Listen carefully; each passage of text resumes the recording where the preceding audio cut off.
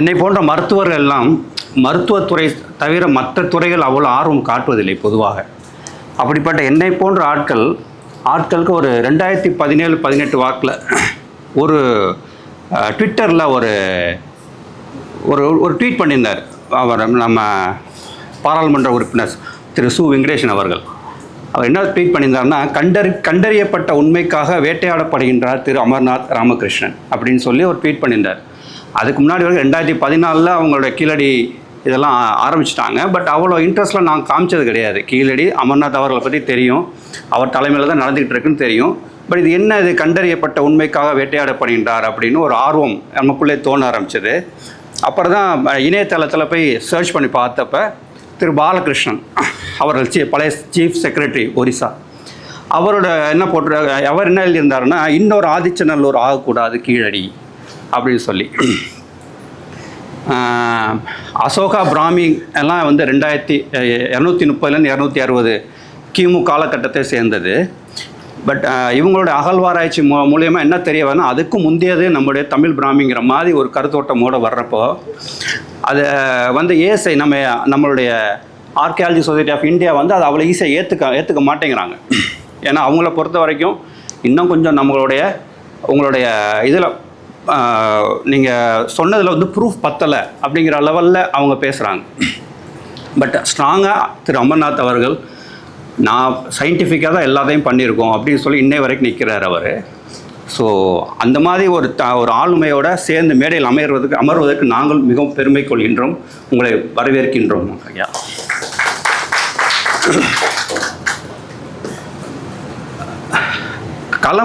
களம் போன்ற அமைப்பு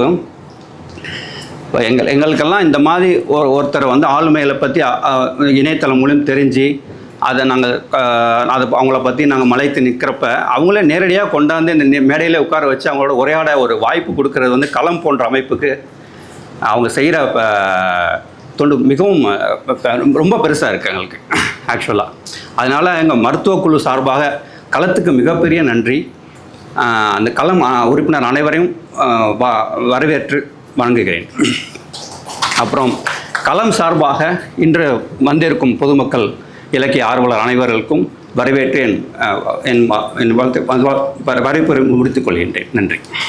உலகெங்கும் பல நாகரிகங்கள் தோன்றி வளர்ந்து செழித்து அழிந்திருக்கிறது. இது ஒன்றும் ஒரு புதிய விஷயமும் கிடையாது. அதே மாதிரி பல நதிக்கரை நாகரிகங்கள் தோன்றி வளர்ந்து இருக்குது. அதுவும் ஒரு பெரிய புதிய விஷயம் கிடையாது. இப்போ இந்த நாகரிகத்தோட இன்னைக்கோட தலைப்பு என்ன அப்படின்னம்னா, சங்கத்தமிழனின் தொன்மையும் தொல்லியல் அகழாய்வுகளும். பல நாகரிகங்கள் பல வருடங்களுக்கு பல ஆயிரம் ஆண்டுகளுக்கு முன்பே தோன்றியது அப்படின்னு நம்ம கொண்டோம் அப்படின்னம்னா, அப்போ வாழ்ந்த மக்களினுடைய ஒரு வரலாறு, பண்பாடு, மானுடவியல் இது மூலமாகலாம் நமக்கு கிடைக்கக்கூடிய விஷயங்கள் பற்றியெல்லாம் நம்ம தெரிஞ்சுக்கிறதுல ஒரு கியூரியாசிட்டி ஒன்று வர்றது வந்து ரொம்ப இயற்கையான ஒரு விஷயம். யாராக இருந்தாலும் எந்த ஒரு குழுவாக இருந்தாலும் அதே மாதிரியான விஷயத்தில் தான் வந்து பார்த்திங்கன்னா, இப்போ நம்ம தமிழ்நாட்டில் கிடைக்கக்கூடிய ஒரு நாகரிகமானது தனிப்பட்டது அப்படிங்கிறதுலையும் இருவேறு கருத்து இருக்க முடியாது. அது தனி ஒரு சிறப்பு வாய்ந்தது அப்படிங்கிறதையும் ஒத்துக்கிறாங்க. இப்போ இந்த இடத்துல தொல்லியல் அகழாய்வு எங்கே வருது? இப்போ ஒரு நாகரிகத்தையோ அல்லது ஒரு பொருளையோ, பழமையான பொருளையோ அல்லது ஏதோ ஒரு இதையோ அறிவியல் ரீதியாக அணுகுவதில் பல்வேறு துறைகள் இயங்கிக் கொண்டிருக்கின்றன. அதில் ஒன்று தொல்லியல். இன்னொன்று உதாரணத்துக்கு நம்ம இலக்கியத்தின் மூலமாக அந்த பழமையை அணுக முடியும். அப்புறம் கல்வெட்டியல், இந்த நாணயவியல், இது மாதிரி எல்லாம் இன்னும் பல துறைகள் மூலமாக நம்மளால் வந்து அதை வந்து அணுக முடியுது. இதில் தொல்லியலுக்கும் மற்ற துறைகளுக்கும் இடையில் கொஞ்சம் வித்தியாசம் இருக்குதுன்னு நான் நினைக்கிறேன். இந்த தொல்லியல் என்னவா இருக்குது அப்படின்னீங்கன்னா, நவீன தொல்லியலாக இருக்குது. பல நவீன அறிவியலினுடைய ஒரு கூறுகளையெல்லாம் உள்வாங்கி அது மூலமாக ஒரு தமிழனுடையோ அல்லது வேறு ஏதோ ஒரு நாகரிகத்தினுடைய வயதை தீர்மானிப்பதில், தொன்மையை தீர்மானிப்பதில் தொல்லியல் அகழாய்வு மிகவும் ஒரு சயின்டிஃபிக்கான ஒரு எவிடன்ஸ் பேஸ்டாக, மற்றதெல்லாம் கம்பேர் பண்ணல. இப்போ நான் சொல்கிற ஒரு இலக்கியம் சொல்கிறேன்னா அதை கம்பேர் பண்ணல. ஏன்னா அதெல்லாம் வந்து ஒரு மாதிரி ப்ராபபுள் அப்படின்னு சொன்னால் கிட்டத்தட்ட மோரார்லெஸ் இதுதான் அப்படின்னு சொல்கிறதுக்கான இடத்துக்கு தொல்லியல் அதை நகர்த்தும் அப்படின்னு நான் நினைக்கிறேன். சார் சொல்லுவார் இன்னும் விரிவாக இதை பற்றியெல்லாம். இப்போ இந்த இடத்துல தான் என்ன பண்ணுது, நமக்கு இங்கே நடந்து கொடுக்குற சர்ச்சையெல்லாம் தெளிவாக தெரியுது நமக்கு. ஸோ நம்ம இப்போ கீழடி அப்படின்றத நம்ம தவிர்த்து இப்போ பேச முடியாது. அப்போ கீழடின்னு வந்துட்டாலே அமர்நாத் சார் அதை தவிர்த்து பேச முடியாது. டாக்டர் ஸ்ரீதர் சொன்ன மாதிரி இவர் நம்மளோட இருக்கிறாரு. அதே மாதிரி இங்கே வந்திருக்கக்கூடிய அனைவருக்கும் எனது வணக்கம், அவருக்கும் எனது வணக்கம். இப்போ சும்மா உதாரணத்துக்கு ஒரு ரெண்டே விஷயத்தை மட்டும் நான் சொல்கிறேன். இந்த ப்ராபபிள்லேருந்து மோர் ஆஃப் எவிடன்ஸ் பேஸ்ட் இதுதான் அப்படின்னு சொல்கிறதுக்கு நம்ம சங்கத்தமிழ் இந்த சங்கம் அப்படிங்கிற பீரியட் வந்து கிட்டத்தட்ட நம்ம எல்லாரோடையும் ஒரு சேர்ந்த ஒரு விஷயம். அது எல்லாருக்கும் இங்கே தெரியாமலாம் எதுவுமே இருக்காது. சங்க காலத்தோட பீரியட் என்ன, அதோட காலம் என்ன அப்படிங்கிறத நிர்ணயிப்பதில் ஏகப்பட்ட சர்ச்சைகள் இருந்துச்சு. அதை கிட்டத்தட்ட ஒரு 600 ஆண்டுகளாக ஒரு BCE ஒரு 300, அதுலேருந்து இந்த பக்கம் ஒரு காமன் ஏரா ஒரு 300 அப்படின்னு கொண்டால், நான் சொல்கிறதெல்லாம் சார் நீங்கள் எதுவாக இருந்தாலும் மாற்றிக்கங்க. அதுக்கு முன்னாடி ஒரு 300, பின்னாடி ஒரு 300 இயர், பிஃபோர் காமன் ஏரா, பின்னாடி ஒரு காமன் ஏரா. இதில் ஒரு 300 ஒரு 600 வருஷம் சொன்னோம்னா இதில் வந்து கிட்டத்தட்ட ஒரு கருத்தொற்றுமை இருக்கிற மாதிரி தான் தெரியுது. பல ஆண்டுகளாக சர்ச்சைகள் இருந்தாலும் இதில் ஒரு கருத்தொற்றுமை இருக்குது. இப்போ நம்மகிட்ட இருக்கிறது வந்து சங்க இலக்கியத்தின் மூலமாக ஒரு தொன்மையை அணுகிறோம் அப்படின்னம்னா, நம்ம தமிழ் தொன்மையை அணுகிறோம் அப்படின்னம்னா, அந்த 300 வருஷத்துக்கு முன்னாடி BCE 300 வருஷத்தில் அப்போ என்ன, அந்த நம்ம சங்க இலக்கியத்தின் மூலம் காண கிடைக்கிற பலவித காட்சிகளும் இதுவும் என்ன இருக்குன்னா, ஒரு தேர்ந்த ஒரு அரசியல் அமைப்பு அங்கே இருக்கிறத சொல்லுது. ஒரு மன்னர் இருக்கிறாரு, அதுக்கு தேவையான மற்ற விஷயங்கள்லாம் இருக்குது. ஒரு அரசியல் ஒரு இது நடந்துகிட்டு இருக்குது, எல்லாமே நடந்துட்டு இருக்குது. அங்கே ஒரு பண்பாட்டுக்குரியல் இருக்குது. இது எல்லாமே என்ன அப்படின்னீங்கன்னா, இவ்வளோ தூரம் டெவலப் ஆகிருக்கணும் அப்படின்னம்னா அந்த 300 மட்டும் நம்ம வச்சுக்க முடியாது. BCE 300லேருந்து இன்னும் மேலே நகர்த்த வேண்டியதாக இருக்குது அதோட பீரியடை. அப்போ அதுக்கு நமக்கு எவிடன்ஸ் வேணும்ல. இப்போ இந்த இலக்கியத்தில் சொல்கிறது ப்ராபபிள் நான் சொல்கிறேன் அப்படின்னா, சங்க இலக்கியத்தின் மூலமாக இந்த மேலே இன்னும் அந்த 300க்கு முன்னாடி நகர்த்துற வேலையை தான் தொல்லியல் பண்ணுதுன்னு நான் நினைக்கிறேன். அல்லது தொல்லியல் மூலமான எவிடன்ஸ் எல்லாம் நிறைய கொண்டு வந்து, உதாரணத்துக்கு அந்த மாஸ் ஸ்பெக்ட்ரோமெட்ரி மூலமாக கூட கார்பன் டேட்டிங், இது மாதிரியான இன்னும் புது விஷயங்கள்லாம் வந்திருக்கலாம். இதையெல்லாம் வச்செல்லாம் தான் சார் சொல்லுவார் நான் நினைக்கிறேன். தொல்லியல் அகழாய்வு சம்பந்தமாக பேசுவார். அப்புறம் ரெண்டாவது இன்னொன்று இந்த கல்வெட்டியல். கல்வெட்டு இந்தியா முழுக்க கிடைக்கக்கூடிய கல்வெட்டு அசோகர் பிராமியில் இருந்துச்சுன்னா, தமிழகத்தில் கிடைக்கக்கூடிய கல்வெட்டு என்பது வேற ஒரு தனிப்பட்ட பிராமி எழுத்து முறையாக இருக்குது. அப்போ தமிழை நீங்கள் சேர்க்க முடியாது, தமிழ் பிராமின்னு தனியாக பிரிங்க. இதெல்லாம் ஐராவத மகாதேவன் காலத்துலேருந்தோ நீலகண்ட சாஸ்திரி காலத்துலேருந்தோ தொடர்ந்து பேசிட்டு வர விஷயம்தான். இந்த கான்ட்ரவர்சியெல்லாம் நமக்கு போக்கணும் அப்படின்னம்னா அதுக்கு ஒரே விஷயம் எவிடன்ஸ் தான். இதுதான் இந்த நவீன தொல்லியல் வந்து எங்கக்கூடியது. திரும்பி ஏன் சொல்கிறேன் அப்படின்னா, நிறைய டெக்னாலஜி, நிறைய இப்போ உள்ள பல விஷயங்களை உள்வாங்கின ஒரு துறையாக வளர்ந்திருக்கக்கூடிய துறை தொல்லியல் துறை. இந்த துறையினுடைய இயக்குனராக பணிபுரியும் திரு அமர்நாத் அவர்களுக்கு நம்மோடு இருப்பதில் மிகுந்த மகிழ்ச்சியோடு இது ஒரு நோக்க உரையாக கொள்ளலாம். அந்த அப்படி நோக்க உரைன்னு இதில் கொடுத்துருக்கு. அது நோக்கம் என்ன, தொல்லியல் துறையின் இம்பார்ட்டன்ஸ். அது மூலமாக அல்லது இவரை மாதிரியான ஒரு எக்ஸ்பர்ட் மூலமாக நம்ம ஒரு விஷயத்த சொல்கிறப்ப நமக்கான அக்செப்டன்ஸ் கூடுது இல்லை. யாராக இருந்தாலும் அதை ஏற்றுக்கணும் இல்லை, அறிவியல் ரீதியாக சொல்கிறப்ப அதை ஏற்றுக்கணும் இல்லை. அந்த இடத்துல தான் சார் கிட்டத்தட்ட ஒரு 7-8 வருஷமாக வந்து திரும்பி அவரோட அறிக்கைகளை சமர்ப்பிச்சுட்டு இருக்கிறது, அதுக்கு விளக்கங்கள் கொடுத்துட்டு இருக்கிறது, இது மாதிரியான விஷயமெல்லாம் சொல்லிகிட்டே இருக்கிறாரு. இப்போ உதாரணத்துக்கு ஒரே ஒரு விஷயத்தோட முடிச்சிடுறேன். இந்த சிவகலையில் கிடைச்ச கல்வெட்டுன்னு நினைக்கிறேன் சார். அது வந்து இப்போ நான் 300ன்னு சொல்லி கொஞ்சம் மேலே உள்ள அந்த ஆண்டுகள் நடத்தணும் அப்படின்னோம்னா, சிவகலையில் கிடைச்சிருக்கிறது வந்து நம்ம தமிழக அரசு பண்ணதுன்னு நினைக்கிறேன். அது கிட்டத்தட்ட 600க்கு மாற்றுறாங்க. இன்னும் முன்னாடி ஒரு 600க்கு BCE 600க்கு கொண்டு போகிறாங்க. இதுபோல் இன்னும் பல விஷயங்களை கேட்பதற்கு உங்களை போன்று நானும் ஆர்வமாக இருக்கிறேன். நன்றி, வணக்கம். அனைவருக்கும் இனிய மாலை வணக்கம். எனக்கு இந்த அருமையான நிகழ்ச்சிக்கு தலைமையேற்கும் வாய்ப்பை வழங்கிய நான் சார்ந்த களம் அமைப்பிற்கும் அதன் ஒருங்கிணைப்பாளர் திரு துளசிதாசன் அவர்களுக்கும் அதற்கன் என் நன்றியினை தெரிவித்துக் கொள்கிறேன். களத்தில் எங்களோடு எம் மனங்களில் எப்பொழுதும் இருக்கும் காலம் சென்ற எம் கவிஞர் நந்தலால் அவர்களை நினைவு கூர்ந்து என் தலைமை உரையை துவங்குகிறேன். மேடையில் அமர்ந்திருக்கும் மருத்துவர் செந்தில்குமார், மருத்துவர் ஸ்ரீதரன், திரு தங்கராஜ், நம் சிறப்பு விருந்தினர் திருமிகு அமர்நாத் ராமகிருஷ்ணன் மற்றும் களம் நண்பர்கள், பெருந்திரளாக இவ்விழாவில் பங்கேற்றிருக்கும் அனைவருக்கும் மீண்டும் என் வணக்கங்கள். களம் அமைப்பு கீழடி அகழாய்வில் மிகுந்த ஈடுபாடு கொண்ட திரு பாலகிருஷ்ணன், திரு சு வெங்கடேசன் நாடாளுமன்ற உறுப்பினர் என்ற பல ஆளுமைகளை பலமுறை அழைத்து கௌரவித்து அவர்கள் உரைகளை கேட்டுள்ளோம். நம்மில் சிலர் கீழடிக்கு சென்றும் சங்கத்தமிழின் தொன்மைகளை நேரில் கண்டும் வியந்திருக்கிறோம். அந்த வகையில் திரு பாலகிருஷ்ணன் கூறுவது போல் சிந்து சமவெளி விட்ட இடமும் சங்கத்தமிழ் தொட்ட இடமும் ஒன்று என்று முழங்கி ஒரு பண்பாட்டின் பயணம் என்ற உயர்ந்த நூலை வழங்கி தேசிய அளவில் சிந்து சமவெளிக்கும் தமிழனுக்கும் உள்ள தொப்புள் கொடி உறவை நிரூபித்து கொண்டே இருக்கிறார். திரு அமர்நாத் ராமகிருஷ்ணனின் சில உரைகளில் அவர் எப்படி புதினத்திற்கும் வரலாற்றுக்கும் இடையே ஒற்றுமை ஏற்படுத்தி குழப்பம் விளைவிக்கிறார்கள் என்பதில் கோபப்படுகிறார். அதை பற்றி விரிவாக நமக்கு எடுத்துரைப்பார். ராமாயணம் மகாபாரதமும் புதினம் தழுவிய காப்பியங்களே ஒழிய அவை வரலாறுகள் அல்ல. புதினம் கற்பனையை அடிப்படையாக கொண்டது, ஆனால் வரலாறு சான்றுகளை அடிப்படையாக கொண்டது என்கிறார். சமீபத்தில் ஒரு தமிழ் திரைப்படத்தில் ஒரு வில்லன் சொல்லும் ஒரு வசனம் எனக்கு ஞாபகம் வருகிறது. அதில் அவன் சொல்லுவான், உண்மையை நிரூபிக்க தாண்டா ஆதாரம் தேவை, பொய்யை நிரூபிக்க குழப்பமே போதும் அப்படின்வான். அந்த வகையில் பல குழப்பங்கள் என்று நிலவுகின்றன. அவர் மேலும் கூறுகிறார், நாகரிகம் மனிதனால் தோற்றுவிக்கப்பட்டது, கடவுளால் அல்ல. இது மிகவும் அடிப்படையான ஒரு கருத்து போல் எல்லோருக்கும் தோன்றும். ஆனால் சமீப காலங்களில் இந்த கூற்றை கூட கேள்விக்குரியதாக்குகிறார்கள். இத்தருணத்தில் என் எலும்பு மூட்டு சம்பந்தப்பட்ட ஒரு முக்கியமான தொல்லியலை பற்றி குறிப்பிட்டு என் உரையை முடித்துக்கொள்ள விரும்புகிறேன். மார்கரெட் மீட் என்ற தொல்லியல் நிபுணர், அவர் ஸ்பெயினில் ஒரு குகையில் ஒரு எலும்புக்கூடை கண்டுபிடித்தார். அதில் தொடை எலும்பு முறிந்து கூடியிருந்த அந்த எலும்புக்கூட்டில் இருந்த தொடை எலும்பு முறிந்து கூடியிருந்தது.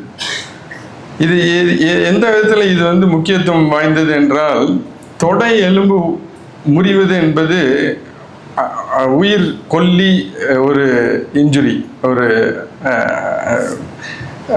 விஷயம். ஏன்னா தொடை எலும்பு உழைஞ்சிச்சுன்னா அது கூடுறதுக்கு 4 மாதம் ஆகும். அந்த மனுஷனால் நடக்க முடியாது. அவரை தூக்கி சுமந்துக்கிட்டோம் அந்த காலத்தில் யாராலையும் அவரை காப்பாற்றிருக்க முடியாது. அப்போது அவரோட வலியை கட்டுப்படுத்தி அவருக்கு உணவு அளித்து அவரை பாதுகாப்பாக வச்சு வேட்டையாடும் மிருகங்கள்கிட்ட இருந்து அவரை காப்பாற்றி அவனை பிழைக்க வச்சுருக்காங்க. ஒரு மனிதன், ஒரு சக மனிதனும் ஒரு சமூகமும் அவன் கூட இருந்து அவனை காப்பாற்றிருக்காங்க. அவங்க என்ன சொல்கிறாங்கன்னா, இந்த 15,000 வருஷம் முன்னாடி கண்டுபிடிச்ச அந்த ஸ்கெலிட்டன் தான் மனுஷன் சிவிலைசேஷன், நாகரிகம் அடைஞ்சதுக்கான முதல் ஆதாரம்ன்றாங்க. ஏன் அப்படின்னா, இந்த வரலாறு ஆதாரத்தின் அடிப்படையான விஷயமான ஒரு இதை நம்ம கற்பனையில் பண்ணுறது கிடையாது. வரலாறுன்றது it is based on evidence. Doctor Senthilkumar சொன்ன மாதிரி, அது மாதிரி அந்த முதல் ஆதாரம். நான் ஒவ்வொரு முறை இந்த தொடை எலும்பு அறுவை சிகிச்சை செய்யும் போதும் இந்த கூற்று என்னை ஞாபகப்படுத்தி கொள்ளும். ஸோ திருவள்ளுவர் சொன்ன மாதிரி, எப்பொருள் யார் யார்வை கேட்பினும் அப்பொருள் மெய்ப்பொருள் காண்பது அறிவு என்ற குறளின் சான்றாக நமக்கெல்லாம் மெய்ப்பொருள் விருந்து அளிக்க வந்துள்ளார் திரு அமர்நாத் ராமகிருஷ்ணன். அவரை மீண்டும் ஒருமுறை உங்கள் அனைவரின் சார்பாக வருக வருக என வரவேற்று இந்த நல்ல வாய்ப்புக்கு நன்றி கூறி அமர்கிறேன். நன்றி.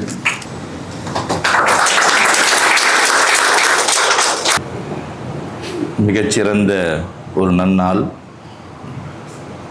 களம் இலக்கிய அமைப்பு திருச்சியில் மாபெரும் கருத்தரங்கத்திற்கு ஏற்பாடு செய்துள்ளது. அதற்கு இன்று தலைமை தாங்கியுள்ள மருத்துவர் பாலசுப்ரமணியன் அவர்களே, இந்த விழாவிற்கு வரவேற்புரை நல்கிய மருத்துவர் ஸ்ரீதரன் அவர்களே, இந்த விழாவிற்கு முன்னிலை தாங்கியுள்ள மருத்துவர் செந்தில்குமார் அவர்களே, மேலும் இந்த விழாவிற்கு நன்றி உரையாற்றவிருக்கின்ற திருமிகு தங்கராஜ் அவர்களே, இந்த அமைப்பை சீரும் சிறப்புமாக நடத்தி வரும் மிகச்சிறிய நிர்வாக குழுவில் ஒருவராக இருக்கின்ற துளசிதாசன் அவர்களே, அதேபோல் திருச்சியில் சிந்து சமவெளி நாகரிகத்தின் எழுத்துக்களை படித்து கொண்டிருக்கும் சுபாஷ் சந்திர போஸ் அவர்களே, அதேபோல் ஜெயபாலன் அவர்களே, கமிஷனர், லேபர் கமிஷனர் இருந்தவர், அதே போல் தஞ்சாவூர்லேருந்து வந்திருக்கார் நம்ம அழகுசாமி அவர்களே, மற்றும் என்னுடைய நண்பர் மோகன், பெரியோர்களே, தாய்மார்களே, அறிவில் சிறந்த கற்றோர்களே, அனைவருக்கும் என்னுடைய முதற்கண் நன்றி கலந்த வணக்கத்தை நான் தெரிவித்துக் கொள்கிறேன். களம் அமைப்பில் பேச வேண்டுமென்றால் அதற்கு தலை சிறந்த நபர்களாக தேர்ந்தெடுக்கப்பட்டு வந்தால் மட்டுமே இந்த அமைப்பில் பேச முடியும். மிகச்சிறந்த ஒரு அமைப்பு, திருச்சியில் நடத்தப்படும் ஒரு மிகச்சிறந்த இலக்கிய அமைப்பு என்றால் ஒரு களம் அமைப்பு. அந்த அமைப்பில் எனக்கு பேச வாய்ப்பு கிடைத்து நான் மிகவும் மகிழ்ச்சியாக கருதுகிறேன். ஏனென்றால் மிகப்பெரிய ஆளுமைகள் பேசிய ஒரு இடம். கவிஞர் நந்தலாலா முதல் கொண்டு இந்த அமைப்பை வளர்த்தெடுத்தவர்கள், அதேபோல் நம்முடைய பாலகிருஷ்ணன் ஐஏஎஸ் அவர்களுடைய ஜேர்னி ஆஃப் எ சிவிலைசேஷனை பற்றி பெரிய கருத்தரங்கமே திருச்சியில் தான் நடந்தது. அந்த புத்தகம் வெளியிட்டதற்கு பிறகு பெரிய கருத்தரங்கம் திருச்சியில் நடைபெற்றது. அதேபோல் உதயச்சந்திரன் ஐஏஎஸ் அவர்கள் பேசியுள்ளார்கள். அதேபோல் சு வெங்கடேசன் அவர்கள் இந்த அமைப்பில் பேசியுள்ளார்கள். பல அறிஞர்கள் பேசியுள்ள இந்த அமைப்பில் எனக்கு பேச கிடைத்த வாய்ப்பு ஒரு பெரிய அரிய வாய்ப்பாக நான் கருதுகிறேன். அதற்கு நான் இந்த களம் அமைப்பிற்கு என்னுடைய நன்றிகளை நான் முதலில் தெரிவித்துக் கொள்கிறேன். ஏன்னா இன்னைக்கு காலகட்டத்து தலைப்பு சங்க தமிழனின் தொன்மை, அதான் எனக்கு கொடுத்துருக்க தலைப்பு. ஏன்னா கண்டினியூவாக நான் பேசிகிட்டே இருக்கேன். இப்போ போன வாரம் கூட நான் மதுரையில் பேச வேண்டிய சூழ்நிலை. ஏனென்றால் சிந்து சமவெளி நாகரிக அறிக்கை வெளியிடப்பட்டதின் 101வது ஆண்டு நிறைவு விழாவை நாங்கள்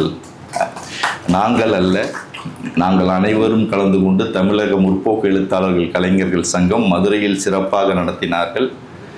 அதற்கு நம்முடைய பாலகிருஷ்ணன் ஐயா அவர்கள் தலைமை தாங்கினார். அவருடைய வேண்டுகோளின்படி அவரும் பேச வேண்டும், நானும் பேச வேண்டும், சு வெங்கடேசன் அவர்களும் பேச வேண்டும் என்று இருந்தது. ஆனால் சு வெங்கடேசன் அவர்களால் வர முடியவில்லை. நாங்கள் இருவரும் பேசினோம். மிக அருமையாக அந்த பேச்சு அமைந்திருந்தது. பாலகிருஷ்ணன் ஐயா அவர்கள் மிக அருமையான ஒரு தலைப்பில் பேசினார். சிந்து ப்ளஸ் வைகை இன்ட்டு சரஸ்வதி என்ற ஒரு தலைப்பில் பேசினார். அது போன்ற ஒரு தலைப்பு தமிழ்நாட்டிற்கு மிக முக்கியம். ஏன்னா நம்ம நம்முடைய நாகரிக பெருமைகளை நாம் அறிந்து கொள்வதற்கு பல தடங்கல்கள் நமக்கு வந்து கொண்டே இருக்கிறது. அதையெல்லாம் உடைத்தெறிந்து நாம் பேச வேண்டும் என்று நினைக்கிறோம். அந்த சமயத்தில் எங்களுக்கெல்லாம் ஊக்கம் அளித்தவர் பாலகிருஷ்ணன் ஐயா. அவரை நாங்கள் என்றுமே மறக்க மாட்டோம். எனக்கு பல சூழ்நிலைகளில் இடர்பாடுகள் ஏற்பட்ட பொழுது அவர்தான் எனக்கு முன்னின்று உதவியாக நின்றவர் என்று நான் சொல்வதில் பெருமை கொள்வேன். எந்த காலகட்டத்திலும் அவர் எனக்கு மன ரீதியாக உறுதியாக எனக்கு இருந்தவர் பாலகிருஷ்ணன் ஐயா அவர்கள். அவர்களுடைய ஊக்கம்தான் எனக்கு இந்த அளவு பேசுவதற்கான வாய்ப்பை எனக்கு வழங்கியுள்ளது. நானும் வெளிப்படையாக பேசுகின்ற ஒரு செயலை நான் செய்து வருகிறேன். ஏனென்றால் இந்த பணி மக்களுக்காக செய்யப்பட்ட பணி. மக்களின் முன்னால் பேசுவதில் எந்த தவறும் இல்லை என்ற ஒரு நோக்கத்தில் நான் அதை மக்களிடம் பேசி வருகிறேன். ஏனென்றால் அவர்களுக்குத்தான் போய் சேர வேண்டும். ஏன்னா இன்னைக்கு நிறைய ஸ்காலர்ஸ் இருக்காங்க, தொல்லியல் துறையில் நிறைய ஸ்காலர்ஸ் இருக்காங்க. எந்த ஸ்காலருக்கும் வெளியே பேச மாட்டாங்க. அதுதான் ரொம்ப சிக்கலான ஒரு செயல்.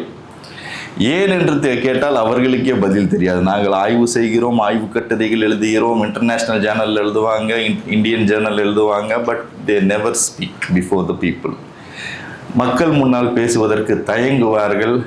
அதை ஏன் அவர்கள் தயங்குகிறார்கள் என்று எங்களுக்கு தெரியவில்லை. ஆனால் நாங்கள் அவ்வாறு செய்யவில்லை. நாங்கள் அந்த கீழடி அகழாய்வு செய்யும் பொழுதிலிருந்து நாங்கள் எங்களுடைய குழுவிற்கு நான் உத்தரவிட்டிருந்தேன், வருபவர்களுக்கு நாம் என்ன செய்கிறோம் என்பதை விளக்குங்கள் போதும், அதை தவிர வேறு எதுவும் செய்ய வேண்டாம். ஏனென்றால் அகழாய்வு என்பது தமிழகத்திற்கு தெரியாத விஷயம் அல்ல. அகழாய்வு என்பது பல ஆண்டுகளாக தமிழ்நாட்டில் நடந்து வருகிறது. கிட்டத்தட்ட 1876 அகழாய்வு நடந்து வருது தமிழ்நாட்டில். ஆனால் அதை பற்றிய செய்திகள் நம்முடைய மண்ணில் பரவி இருக்கிறதா என்றால் யாருக்குமே தெரியாது. அதான் உண்மை. யாருக்குமே என்ன கிடைச்சிருக்கு, எதற்காக அவர்கள் தோன்றினார்கள், அந்த தோண்டியல் மூலம் கிடைத்த செய்திகளை நம் வரலாற்றுடன் இணைத்திருக்கோமா, அந்த வரலாறு நம்மை அழைத்து செல்கிறது என்ற தகவல்கள் நமக்கு இதுவரை நாம் சரியாக எடுத்து சொல்லவில்லை. அதன் காரணமாகத்தான் இன்றைக்கி பார்த்தோம்னா நம்முடைய வரலாற்றுக்காக நாம் இயங்கிக் கொண்டே இருக்கோம். ஏன்னா இந்திய துணைக்கண்டத்தின் மிக பழமையான தொல்குடியாக வாழ்பவர்கள் தமிழ் குடிகள். அதை யாருமே மறுக்க முடியாது, மறைக்கவும் முடியாது. மிகவும் பழமையான தொல்குடி. அவர்களுடைய நாகரிகத்திற்கான ஒரு உந்துதல் அவங்களுக்கு இருக்குது, அறிந்து கொள்ள வேண்டும் என்ற ஒரு உந்துதல் இருக்கிறது. ஆனால் அதற்கான செயல்கள் நம்முடைய தமிழ்நாட்டில் நடைபெறவில்லை. தமிழ்நாட்டில் கிட்டத்தட்ட 150க்கும் மேற்பட்ட இடங்கள் அகழாய்வு செஞ்சுருக்காங்க. 150க்கும் மேற்பட்ட இடங்கள் அகழாய்வு செஞ்சு, குறிப்பாக சொல்லணும்னா நம்ம திருச்சியில் உறையூரில் கூட அகழாய்வு செஞ்சுருக்காங்க. அது யாருக்கு தெரியும்னு தெரியாது. உறையூர் டவுனில் அந்த ஸ்கூலில், கவர்மெண்ட் ஸ்கூலில் அகழாய்வு செஞ்சுருக்காங்க. அது கிட்டத்தட்ட 1965 காலகட்டத்தில் செய்யப்பட்ட அகழாய்வு. அப்பொழுது தான் அவர்கள் அறிந்து கொண்டார்கள், சங்ககால சோழர்களின் தலைநகரம் உறையூராக இருக்க முடியும். அந்த உறையூர் தான் பிற்காலத்தில் பார்த்திங்கன்னா பழையாறைக்கு மாறுகிறது, சோழன் மாளிகைக்கு மாறுகிறது, பின் தஞ்சாவூருக்கு மாறுகிறது, கங்கை சோழபுரத்துக்கு மாறுகிறது. இவ்வாறு தான் தலைநகரங்கள் மாறியுள்ளன. அவ்வகையில் பல செய்திகள் நம்மிடம் புதைந்துள்ளன. அந்த செய்திகளை சரியாக எடுத்து சொல்லவில்லை. எடுத்து சொல்லாத காரணத்தினால் நம்மால் சரியாக நம்முடைய வரலாற்றை புரிந்து கொள்ள முடியாமல் நாம் இருக்கிறோம். அதுதான் நம்மகிட்ட பெரிய சிக்கல், வேறு ஒன்றுமே கிடையாது. ஆனால் அந்த செய்திகளை நாம் சரியாக எடுத்து சொல்ல வேண்டும் என்ற உணர்வு பாலகிருஷ்ணன் போன்ற ஐஏஎஸ் அதிகாரிகள் எங்களுக்கு ஊட்டி வளர்த்தார்கள். அவர் ஒரு நேர்மையான ஆஃபீஸருங்க. அவரை போல ஒரு ஆஃபீஸரை நான் பார்க்க முடியாது. அவர் சொன்னது கரெக்டாக நீ எக்ஸ்பிளைன் பண்ணி சொல்கிற அமர்நாத், அது எனக்கு ரொம்ப பிடிச்சிருக்கு. ஏன்னா அவரை சந்தித்ததே நான் முதலில் அகழாய்வு களத்தில் தான். அதற்கு முன்னால் அவரை பற்றி நான் கேள்விப்பட்டுள்ளேனே தவிர, அவர் ஒடிசாவில் பணிபுரிந்த போது அவரை சந்தித்தது நான் என்னுடைய அகழாய்வு களத்தில் தான். ஏன்னா ஃபஸ்ட்டு முதல்ல 2ஆம் கட்ட அகழாய்வு நடக்குது. அந்த 2ஆம் கட்ட அகழாய்வு நடக்கும் பொழுது அந்த அகழாய்வில் செய்தி இந்தியா முழுவதும் பரவுகிறது. Harappan like settlement traced near மதுரைங்கிற ஒரு செய்தி. ஏனென்றால் சிந்து சமவெளி நாகரிகம் என்று சொன்னவுடன் அந்த செய்தி இந்தியா முழுவதும் ஃபயர் ஆன மாதிரி, ஒரு கேட்ச் ஆன மாதிரி உங்களுக்கு அந்த ஒரு செய்தி அவ்வளோ வேகமாக பரவிது இந்தியா முழுவதும். என்ன சிந்து சமவெளி நாகரிகம் தமிழ்நாட்டில் கிடச்சிருச்சான்னு எல்லாரும் கேள்வி கேட்க ஆரம்பிச்சிட்டாங்க. நான் சொன்னேன், சிந்து சமவெளி நாகரிகம் எங்கேயும் தமிழ்நாட்டில் கிடைக்கல. ஆனால் சிந்து சமவெளி நாகரிகத்தை போல பழமையான நாகரிகம் தமிழ்நாட்டில் கிடைத்திருக்குது. அதைத்தான் ஒரு செய்தியாக டைம்ஸ் ஆஃப் இந்தியா பத்திரிகை போட்டது. அந்த பத்திரிகை செய்தியை பார்த்து தான் அவர் வந்தார். அவர் ஜூன் 6ஆம் தேதி 2016 வந்தார். இந்த முழு நாளும் என்னுடன் இருந்து ஒவ்வொரு இன்ச்சு பை இன்ச்சாக என்னென்ன செய்தி அத்தனையும் அவர் அணிந்து கொண்டு சென்றார். அதுதான் முக்கியமான விஷயம். அவர் உணர்வால் உணர்ந்தவர் அதை. ஏனென்றால் அதற்கு முன்னால் ஒரு 15 நாட்களுக்கு முன்னால் தான் பார்த்தீங்கன்னா சிந்துவெளி பண்பாட்டின் திராவிட அடித்தளம்ங்கிற ஒரு நூலை அவர் வெளியிட்டிருந்தார். அந்த நூல் பார்த்தீங்கன்னா பிளேஸ் நேம்ஸ்ன்னு சொல்லப்படுகின்ற ஊர் பெயர்களை வைத்துக்கொண்டு உருவாக்கப்பட்ட நூல். அந்த நூலில் கீழடியை பற்றி குறிப்பு இருக்காது, கீழடி செய்திகள் இருக்காது. ஆனால் அந்த கீழடி செய்தி பத்திரிகையில் வந்ததை கேட்டு உடனேயாக அவர் என்னிடம் சொன்னார், இந்த நூல் 15 நாட்களுக்கு முன்னால் தான் வெளியிடப்பட்டது, ஆனால் அதற்கு முன்னாலே நீ தோண்டி கொண்டிருக்கிறாய், 2015 தோண்டிட்டு இருக்கா. எனக்கு கூட அந்த தகவல் தெரியல. தமிழ்நாட்டில் ஒரு அகழாய்வு நடக்குதாங்கிறது கூட எனக்கு கூட தெரியலன்னா யாருக்கும் தெரியாது. அதான் உலகம். தமிழ்நாட்டில் அகழாய்வு நடக்கிற செய்திகள் இதுவரை யாருக்குமே தெரியாது. அந்த மாதிரி நடந்து கொண்டிருந்த செய்தியை மாற்றியது கீழடி என்று நான் சொல்லுவேன். கீழடி மாற்றி அமைத்தது வந்தவர்களுக்கு நாங்கள் எடுத்து சொன்னோம். வந்தவங்க பெரும்பாலும் என்கிட்ட கேட்குற கேள்வி நீங்கள் எப்படிங்க இந்த இடத்த கண்டுபிடிச்சிங்கன்னு தான் கேட்பாங்க. வேறு ஒன்றுமே கேட்க மாட்டாங்க. ஏன்னா யாருக்குமே தெரியாது. ஜென்ரலி யாருக்குமே தெரியாது அந்த இடம். அவர்கள் கேட்பது எப்படி கண்டுபிடிச்சிங்க, இன்னும் புதையல் கிதையல் தோன்றீங்களான்னு கேட்பாங்க. அதுதான் அவங்களுக்கு ஜென்ரலாக கேட்கிற ஒரு விஷயம். அந்த வகையில் யாருக்குமே அறியாத ஒரு நிலை இருந்த பொழுது எங்களுடைய குழுவினர் நாங்கள் எடுத்து விளக்கினோம். இந்த இடம் எப்படி நாங்கள் கண்டுபிடிச்சோம், இந்த இடம் எப்படி நாங்கள் தோன்றோம், எந்தெந்த முறையில் நாங்கள் தோண்டுவோம், அந்த தோண்டுகின்ற பொருட்கள் என்னென்ன பொருட்கள் நமக்கு கிடைக்கின்றன, அந்த பொருட்களை வைத்துக்கொண்டு நாம் எவ்வாறு வரலாற்றோடு ஒப்பிடுகிறோம் என்ற ஒரு சிறிய தகவலை அவர்களுக்கு சொல்லும் பொழுதுதான் அதனுடைய ஈர்ப்புத்தன்மை அவர்களுக்கு புரிந்தது. அகழாய்வு என்றால் என்ன என்பது புரிய வந்தது. ஏன்னா அதுக்கு தான் நாங்கள் சொல்லுவோம், கீழடிக்கு முன்னால் பேசப்பட்ட அகழாய்வுகளும் கீழடிக்கு பின்னால் பேசப்பட்ட அகழாய்வுகளும். கீழடிக்கு முன்னால் பல அகழாய்வுகள் தமிழ்நாட்டில் தோண்டப்பட்டுள்ளன, ஆனால் பேசப்படவில்லை. ஆனால் கீழடி வந்த பிறகு இன்று பேசப்படுகிறது. மக்களுக்கு ஒரு விழிப்புணர்வு ஏற்பட்டுள்ளது. தம் வரலாற்றை எவ்வாறு தாம் அறிந்து கொள்ள வேண்டும் என்ற ஒரு ஈர்ப்பு அவர்களுக்கு ஏற்பட்டுள்ளது. அதை செய்த செயல் அந்த கீழடியின் அகழாய்வுகள் தான்.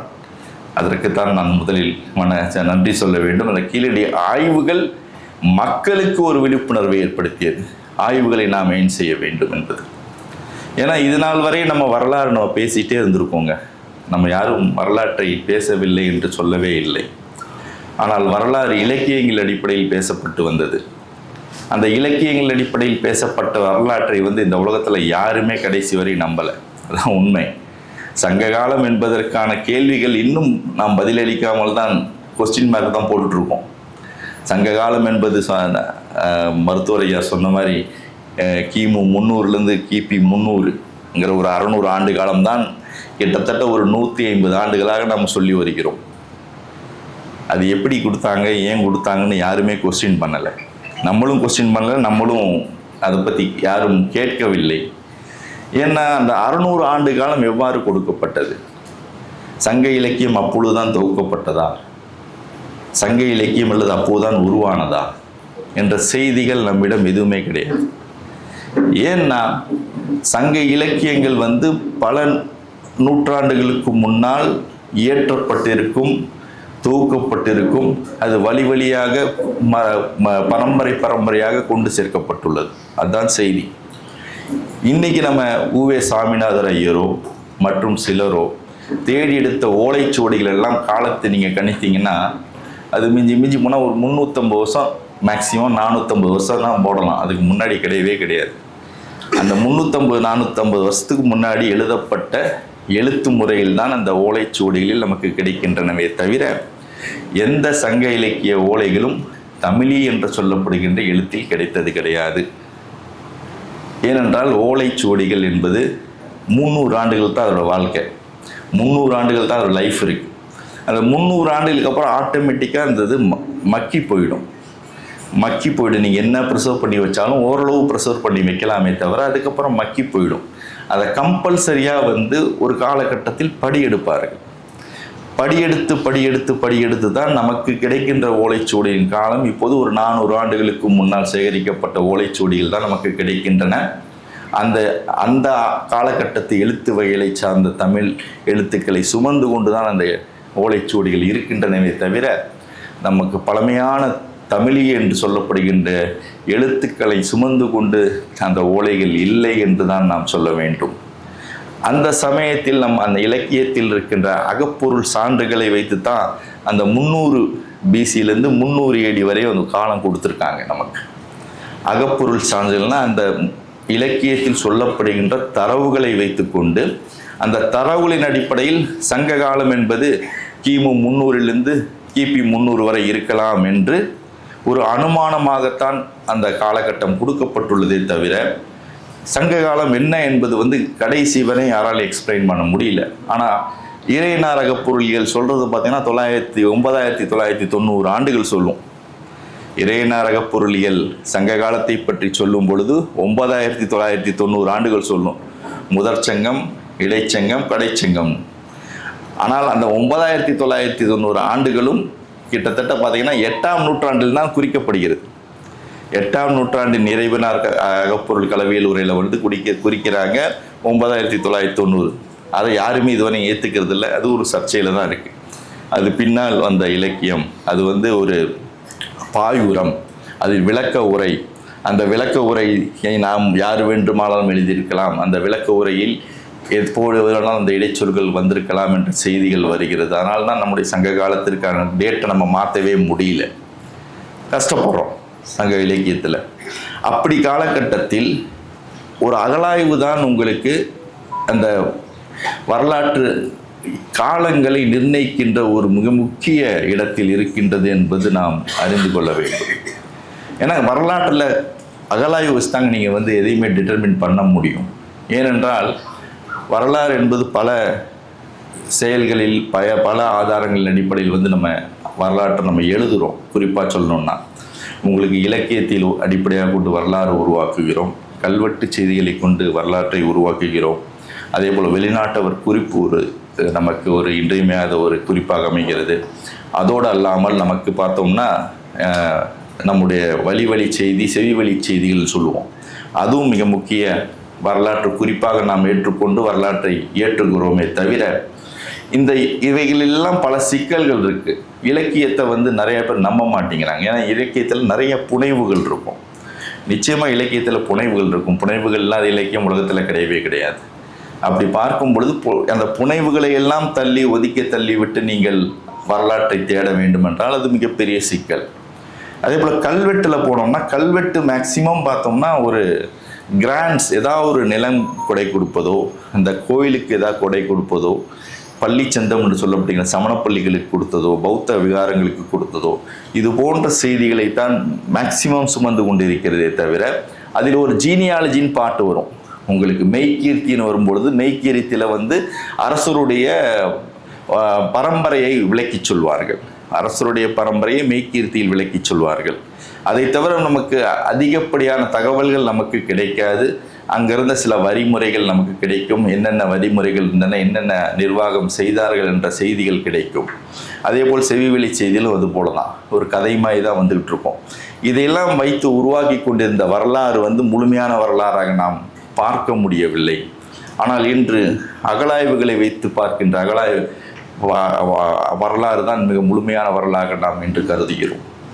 ஏன்னா அகழாய்வு என்பது பார்த்திங்கன்னா ஒன்றுமே கிடையாது. இன்னைக்கு இருக்க மனிதர்கள் நிச்சயமாக நாம் பயன்படுத்துகின்ற பொருட்களை இந்த உலகத்தில் விட்டு செல்வோம்.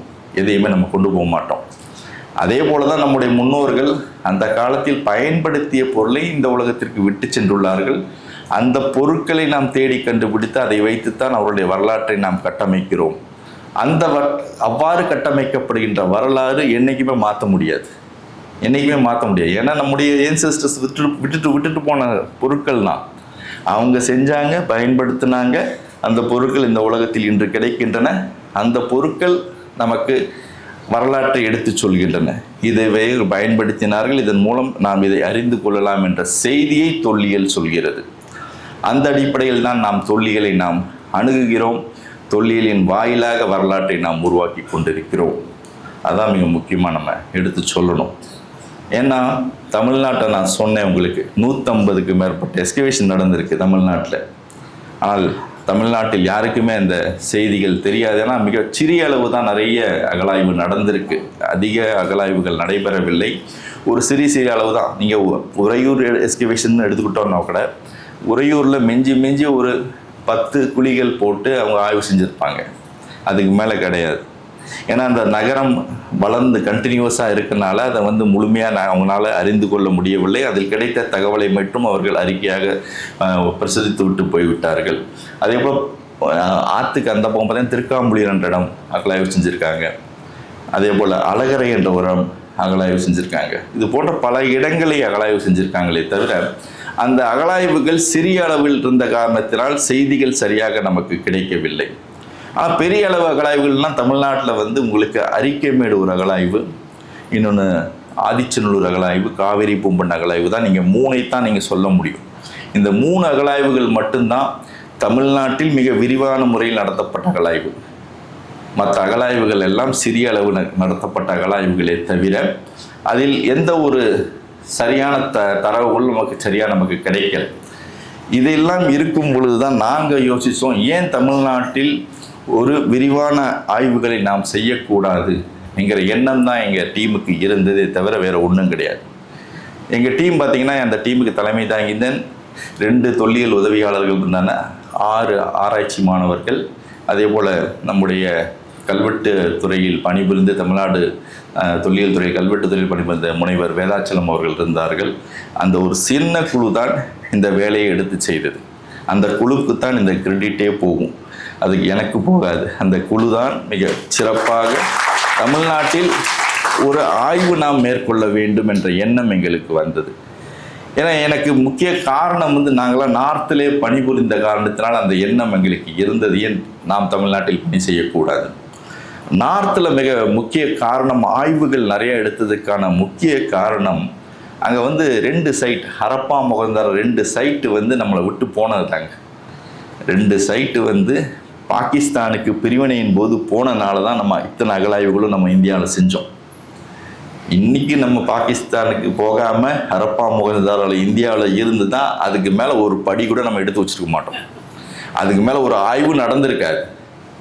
அந்த 2 இடங்கள் அங்கு சென்றதின் காரணமாகத்தான் முழுமையான ஆய்வுக்கான முயற்சியை இந்திய தொல்பொருள் ஆய்வுத்துறை தொடங்குச்சு. அதுதான் முதல் சொல்லணும். ஏன்னா ஒன்றை விட்டால் தான் இன்னொன்று பிடிப்போம், இல்லைன்னா நம்ம பிடிக்கவே மாட்டோம். அந்த வகையில் தொடங்கப்பட்டது தான் இந்த அகழாய்வு பிரிவுகள் என்று சொல்லப்படுகின்ற அகழாய்வு பிரிவுகள் இந்திய தொல்லியல் ஆய்வுத்துறையில். அந்த அகழாய்வு பிரிவுகள் பெரும்பாலும் பார்த்திங்கன்னா இந்தியா சுதந்திரம் அடைந்த பிறகு நாக்பூரில் உருவாக்குறாங்க, உங்களுக்கு டெல்லியில் உருவாக்குறாங்க, பட்னாவில் உருவாக்குறாங்க, புவனேஸ்வர், பரோடா. நம்ம விந்திய மலைக்கு கீழே எந்த அகழாய்வு பிரிவும் வரலை. கிட்டத்தட்ட 2001 வரையும் வரல. 2001 வரையும் அகழாய்வு பிரிவுகளை ஏற்படுத்தவில்லை. பெரும்பாலும் அகழாய்வு பிரிவுகள் வட இந்தியாவில் தோற்றுவிக்கப்பட்டு பல ஆய்வுகளை அவர்கள் செய்தார்கள். பல ஆய்வுகளில் செய்த காரணத்தினால்தான் சிந்து சமவெளி நாகரிகத்தின் கட்டமைப்பு நமக்கு இப்போ தெரிய ஆரம்பிச்சிருக்கு. ஏன்னா 2 சைட்டு விட்டதுனால இன்னைக்கு கிட்டத்தட்ட 13 லட்சம் சதுர கிலோமீட்டர் கொண்டுள்ள சிந்து சமவெளி நாகரிகத்தை நாம் கண்டுபிடித்திருக்கிறோம். சிந்து சமவெளி நாகரிகம் ஹரப்பா மொகந்தாரா என்ற 2 நகரங்களில் மட்டும் அடங்கிவிடவில்லை. 13 லட்சம் சதுர கிலோமீட்டர். உங்களுக்கு ஆப்கானிஸ்தான்லேருந்து ஈரான் பார்டர்லேருந்து தொட்டிங்கன்னா யமுனையுடைய கரை வரையும் வரும். யமுனைக்கு அந்த பக்கம் வரவே வராது. யமுனை தாண்டிட்டிங்கன்னா உங்களுக்கு சத்தியமாக ஹரப்பன் கிடைக்காது. அதே போல் நீங்கள் ஸ்வாட் வேலின்னு சொல்லுவோம், ஆப்கானிஸ்தானுக்கு மேலே, பாகிஸ்தானுக்கும் ஆப்கானிஸ்தான் மேலே ஸ்வாட் வேலின்னு சொல்லுவோம் நார்த்தில். அங்கேருந்து ஆரம்பித்து நம்ம மகாராஷ்டிரா தைமாபாத் வரைக்கும் கிட்டத்தட்ட 13 லட்சம் சதுர கிலோமீட்டர் கொண்ட பரப்பளவில் இன்று கிட்டத்தட்ட 10,000க்கு மேற்பட்ட இடங்கள் கண்டுபிடிக்கப்பட்டிருக்கு. அவ்வளோ பெரிய நகர நாகரிகமாக சிந்து சமவெளி நாகரிகம் இருந்திருக்கு. உலகத்திலே நம்ம எல்லாம் சொல்லிட்டு இருப்போம், எகிப்திய நாகரிகம் தான் பழமையான நாகரிகம், சுமேரிய நாகரிகம் பழமையான நாகரிகம், மஞ்சளாட்டு நாகரிகம் பழமையான நாகரிகம். அதை விட பழமையான நாகரிகம் சிந்து சமவெளி நாகரிகம். அதை யாருமே சொல்கிறது கிடையாது. கிட்டத்தட்ட நியோலித்திக்னு சொல்லப்படுகின்ற புதிய கற்கால காலத்திலிருந்து அதனுடைய தொடர்ச்சி தொடங்கி வளர்ந்து வந்திருக்கிறது என்பதுதான் இந்த தொல்லியல் மூலம் கிடைத்த ஆய்வுகள் சொல்கின்ற தகவல். கிமு 7ஆம் நூற்றாண்டிலிருந்து மெஹர்கரில் உங்களுக்கு கிடைக்கிது நியோலித்திக் செட்டில்மெண்ட். அதை கட்டமைத்தவர்களும் திராவிட பழங்குடிகளே என்பதை ஆணித்தரமாக என்னைக்கு கண்டுபிடிச்சாங்களோ அன்னையிலிருந்து இன்னை வரையும் அது உறுதியாக நிற்கிறது என்பதுதான் மிக முக்கியமான செய்தி. ஏனென்றால் ஜான் மார்சல் அறிவிக்கும் பொழுது அவர் திராவிட பழங்குடியில் சொல்லலை. சுனித்குமார் சாட்டர்ஜி தான் அதை திராவிடர்கள் என்று முதலில் அறிவிக்கிறார். ஏனென்றால் அவருடைய அந்த கட்டுமானங்கள், அங்கு கிடைத்த தொல் எச்சங்கள், அங்கு கிடைத்த தொல் புதைப்பு முறைகள், அதான் மிக முக்கியம். புதைப்பு முறைகளை வைத்து தான் ஒரு கிளாசிஃபிகேஷன்ஸ் நம்ம பண்ணுவோம், அதான் கஸ்டம்ஸ்னு சொல்லுவோம். அந்த புதைப்பு முறைகளை வைத்து கிளாசிஃபிகேஷன்ஸ் பண்ணும் பொழுது தான் அவங்க டிஃபைன் பண்ணாங்க, ஏதோ ஒரு திராவிட பழங்குடியாக இருக்க முடியும், அவர்கள் தான் இதை கட்டமைத்தவர்கள் என்று சொல்லுகின்றனர். அதை இன்னைக்கு இருக்க ராக்கி கடியில் இருக்க டிஎன்ஏ ப்ரூவ் பண்ணுது. இன்னைக்கு இருக்க டிஎன்ஏ, ராக்கி கடியில் இருந்த டிஎன்ஏ அதை தான் ப்ரூவ் பண்ணுது. ஈரானியன் ஃபார்மர்ஸும் ஏன்சியன்ட் ஏன்செஸ்ட்ரல் சவுத் இந்தியன் சொல்லப்படுகின்ற ஆதி தொல் பழங்குடிகளும் இணைந்து உருவான நாகரிகம் தான் அந்த நகர நாகரிகம். அவர்கள் தான் அந்த நகர நாகரிகத்தை உருவாக்கி உள்ளார்கள். அந்த நகர நாகரிகம் தான் இந்தியாவிலே முதல் கட்ட நகர நாகரிகமாக இருந்துள்ளது. இந்தியாவில் முதல் கட்ட நகர நாகரிகம் தோன்றிய இடம் சிந்து சமவெளி நாகரிகம். அதை யாவரும் மறுப்பதற்கில்லை, மறைப்பதற்கு இல்லை. அதற்கு முன்னாலே தமிழ்நாட்டில் மக்கள் வாழ்ந்திருக்கிறார், யாரும் வாழவில்லை என்று சொல்லவில்லை, அதுதான் உண்மை. ஏனென்றால் 15 லட்சம் ஆண்டுகளாக தமிழ்நாட்டில் மக்கள் வாழ்ந்ததற்கான தரவுகள் நமக்கு கிடைக்கின்றன. அத்திரம்பாக்கம், குடியம் போன்ற இடங்களில் மேற்கொண்ட அகழாய்வுகள் நமக்கு எடுத்து சொல்கிறது 15 லட்சம் ஆண்டுகளுக்கு முன்னால் இருந்து மக்கள் இந்த பகுதியில் வாழ்கிறார்கள். ஆனால் அவர்கள் இன்றைய ஹோமோ சேப்பியன் என்ற மனித இனம் கிடையாது. அவர்கள் ஹோமோ எரெக்டாஸ் என்று அழைக்கப்படுகின்ற ஒரு நிமிர்ந்த மனிதன்.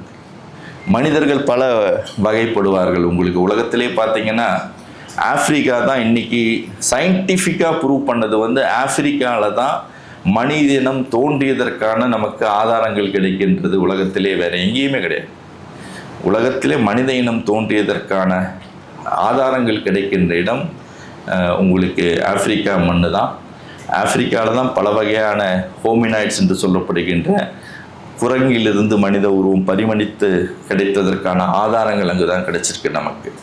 அதில் பார்த்தீங்கன்னா ஆஸ்ட்ரலோபிதிசின்னு சொல்லுவாங்க, டெனிசோவியன் என்று சொல்லுவாங்க, நியாந்தர்டல்னு சொல்லுவோம். அதே போல் உங்களுக்கு ஹோமோ எரெக்டாஸ் என்று சொல்லப்படுவோம். அதுக்கப்புறம் ஹோமோ சேப்பியன்ஸ்ன்னு சொல்லுவோம். இன்னைக்கு இருக்க மனிதர்கள் ஹோமோ சேப்பியன்ஸ்ன்னு நம்ம சொல்கிறோம். அதிலேயே இன்னைக்கு மாற்றம் அடைந்து விட்டது. 1950 நாம் புதிய மனித இனத்திற்கு பெயர் சுட்டுள்ளோம். ஆந்த்ரோபோசின் என்று பெயர் சூட்டியுள்ளோம். 1950 மனிதனத்திற்கு பெயர் சூட்டப்பட்டுள்ளது ஆந்த்ரோபோசின். ஏனென்றால் அவன் இயற்கையை அழித்து கொண்டிருக்கிறான். இந்த இயற்கையை அழித்து கொண்டிருக்க மனிதன் தன்னைத்தானே அழித்துக் கொள்வான் என்பதற்காகத்தான் 1950 2ஆம் வேர்ல்டு வாருக்கு பின்னாடியிலிருந்து அவனுக்கு புது பேர் வழங்கியாச்சு. ஆந்த்ரோபோசின்னு நம்ம சொல்லிட்டு இருக்கோம். இப்போ ஹோமோ சேப்பியன்லேருந்து வெளில வந்துட்டோம் நம்ம. அந்த மாதிரி பரிமாணம் அடைந்ததற்கான ஆதாரங்கள் ஆப்பிரிக்காவில் கிடைக்குது. அந்த வகையில் தமிழ்நாட்டில் மேற்கொண்ட ஆய்வுகள் முதல்ல அதற்கான நம்ம படிமங்கள் நமக்கு கிடைக்கல, எலும்புக்கூடுகள் நமக்கு கிடைக்கல. ஆனால் அவர்கள் பயன்படுத்திய அந்த கற்கோடாரிகளை வைத்து நம்ம உறுதியாக சொல்கிறோம். அந்த கற்கோடாரிகளை வைத்து சாந்தி பாப்பு என்பவர் அத்திரம்பாக்கத்தில் மேற்கொண்ட அகழாய்வில் 15 லட்சம் ஆண்டுகளுக்கு முன்னால் மனித இனம் இந்தியாவில் தோன்றியதற்கான ஆதாரங்கள் நமக்கு கிடைக்கின்றன என்பதை உறுதியாக சொல்லியிருக்காங்க. முதல்ல 1861 ராபர்ட் ப்ரூஸ்ஃபுட்ங்கிறவர் அந்த கற்கோடாரிகளை பல்லாவரத்திலே எடுத்துட்டார். இருந்தாலும் அது சயின்டிஃபிக்காக டேட் பண்ணது பார்த்தீங்கன்னா சாந்தி பாப்பு என்ற அறிஞர்.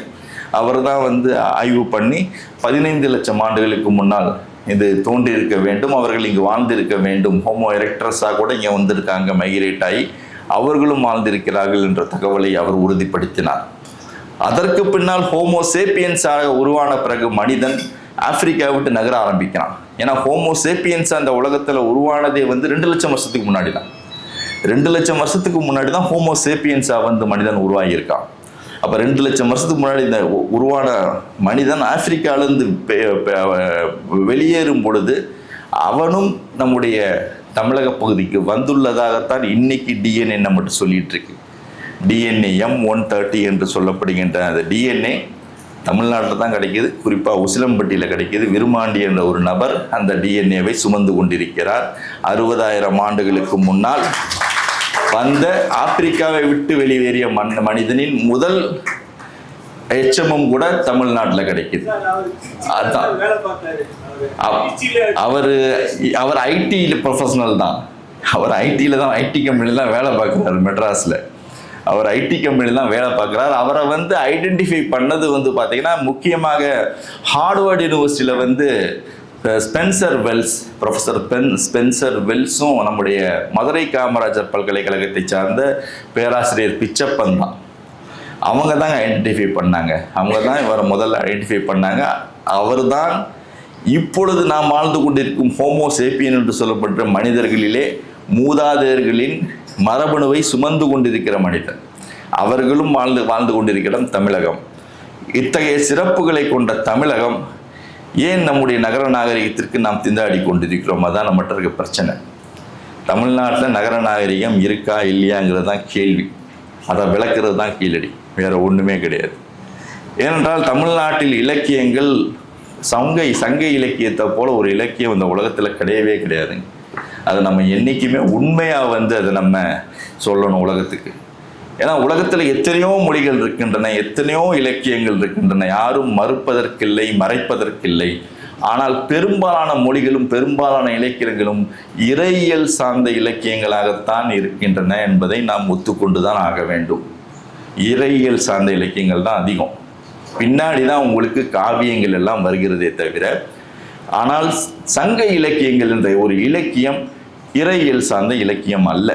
அது மனிதனின் வாழ்க்கை முறையை சார்ந்த ஒரு இலக்கியம். வாழ்வியல் சார்ந்த இலக்கியம், மானிடத்தை பற்றி பேசுகின்ற ஒரு இலக்கியம். அந்த வகையான இலக்கியம் பல தகவல்களை நாம் கொண்டிருக்கிறது. அதுதான் உண்மை. சங்க இலக்கியம் பல தகவல்களை கொண்டிருக்கு. ஆனால் அந்த தகவல்கள் நம்ம சரியாக புரிஞ்சிருக்கோமாங்கிறது தான் நம்மகிட்ட இருக்க கேள்வியே. ஏன்னா இன்றைக்கும் சொல்லுவாங்க சங்க இலக்கியத்தில் கடவுள் பெயர்களுக்கு கடவுள்கள் பல பெயர்களை சொல்லியிருக்காங்கன்னு. ஒத்துக்கிறோம், உண்மைதான். எல்லாம் இடைச்சொற்களால் ஆனது. நான் சொன்ன மாதிரி ஒரு ஓலைக்கு காலம் 300 வருஷம்தான். 300 வருஷத்துக்கு அப்புறம் ஒருத்தர் படி எடுக்கணும்னா 9 ஜென்ரேஷன் போயிடும். ஒரு ஜென்ரேஷனுங்கிறது டிஃபைன் பண்ணி வச்சது, நம்ம அனாட்டமிக்கலி டிஃபைன் பண்ணது 30 வருஷம்தான். 30 ஆண்டுக்கு ஒரு ஜென்ரேஷன் காலி.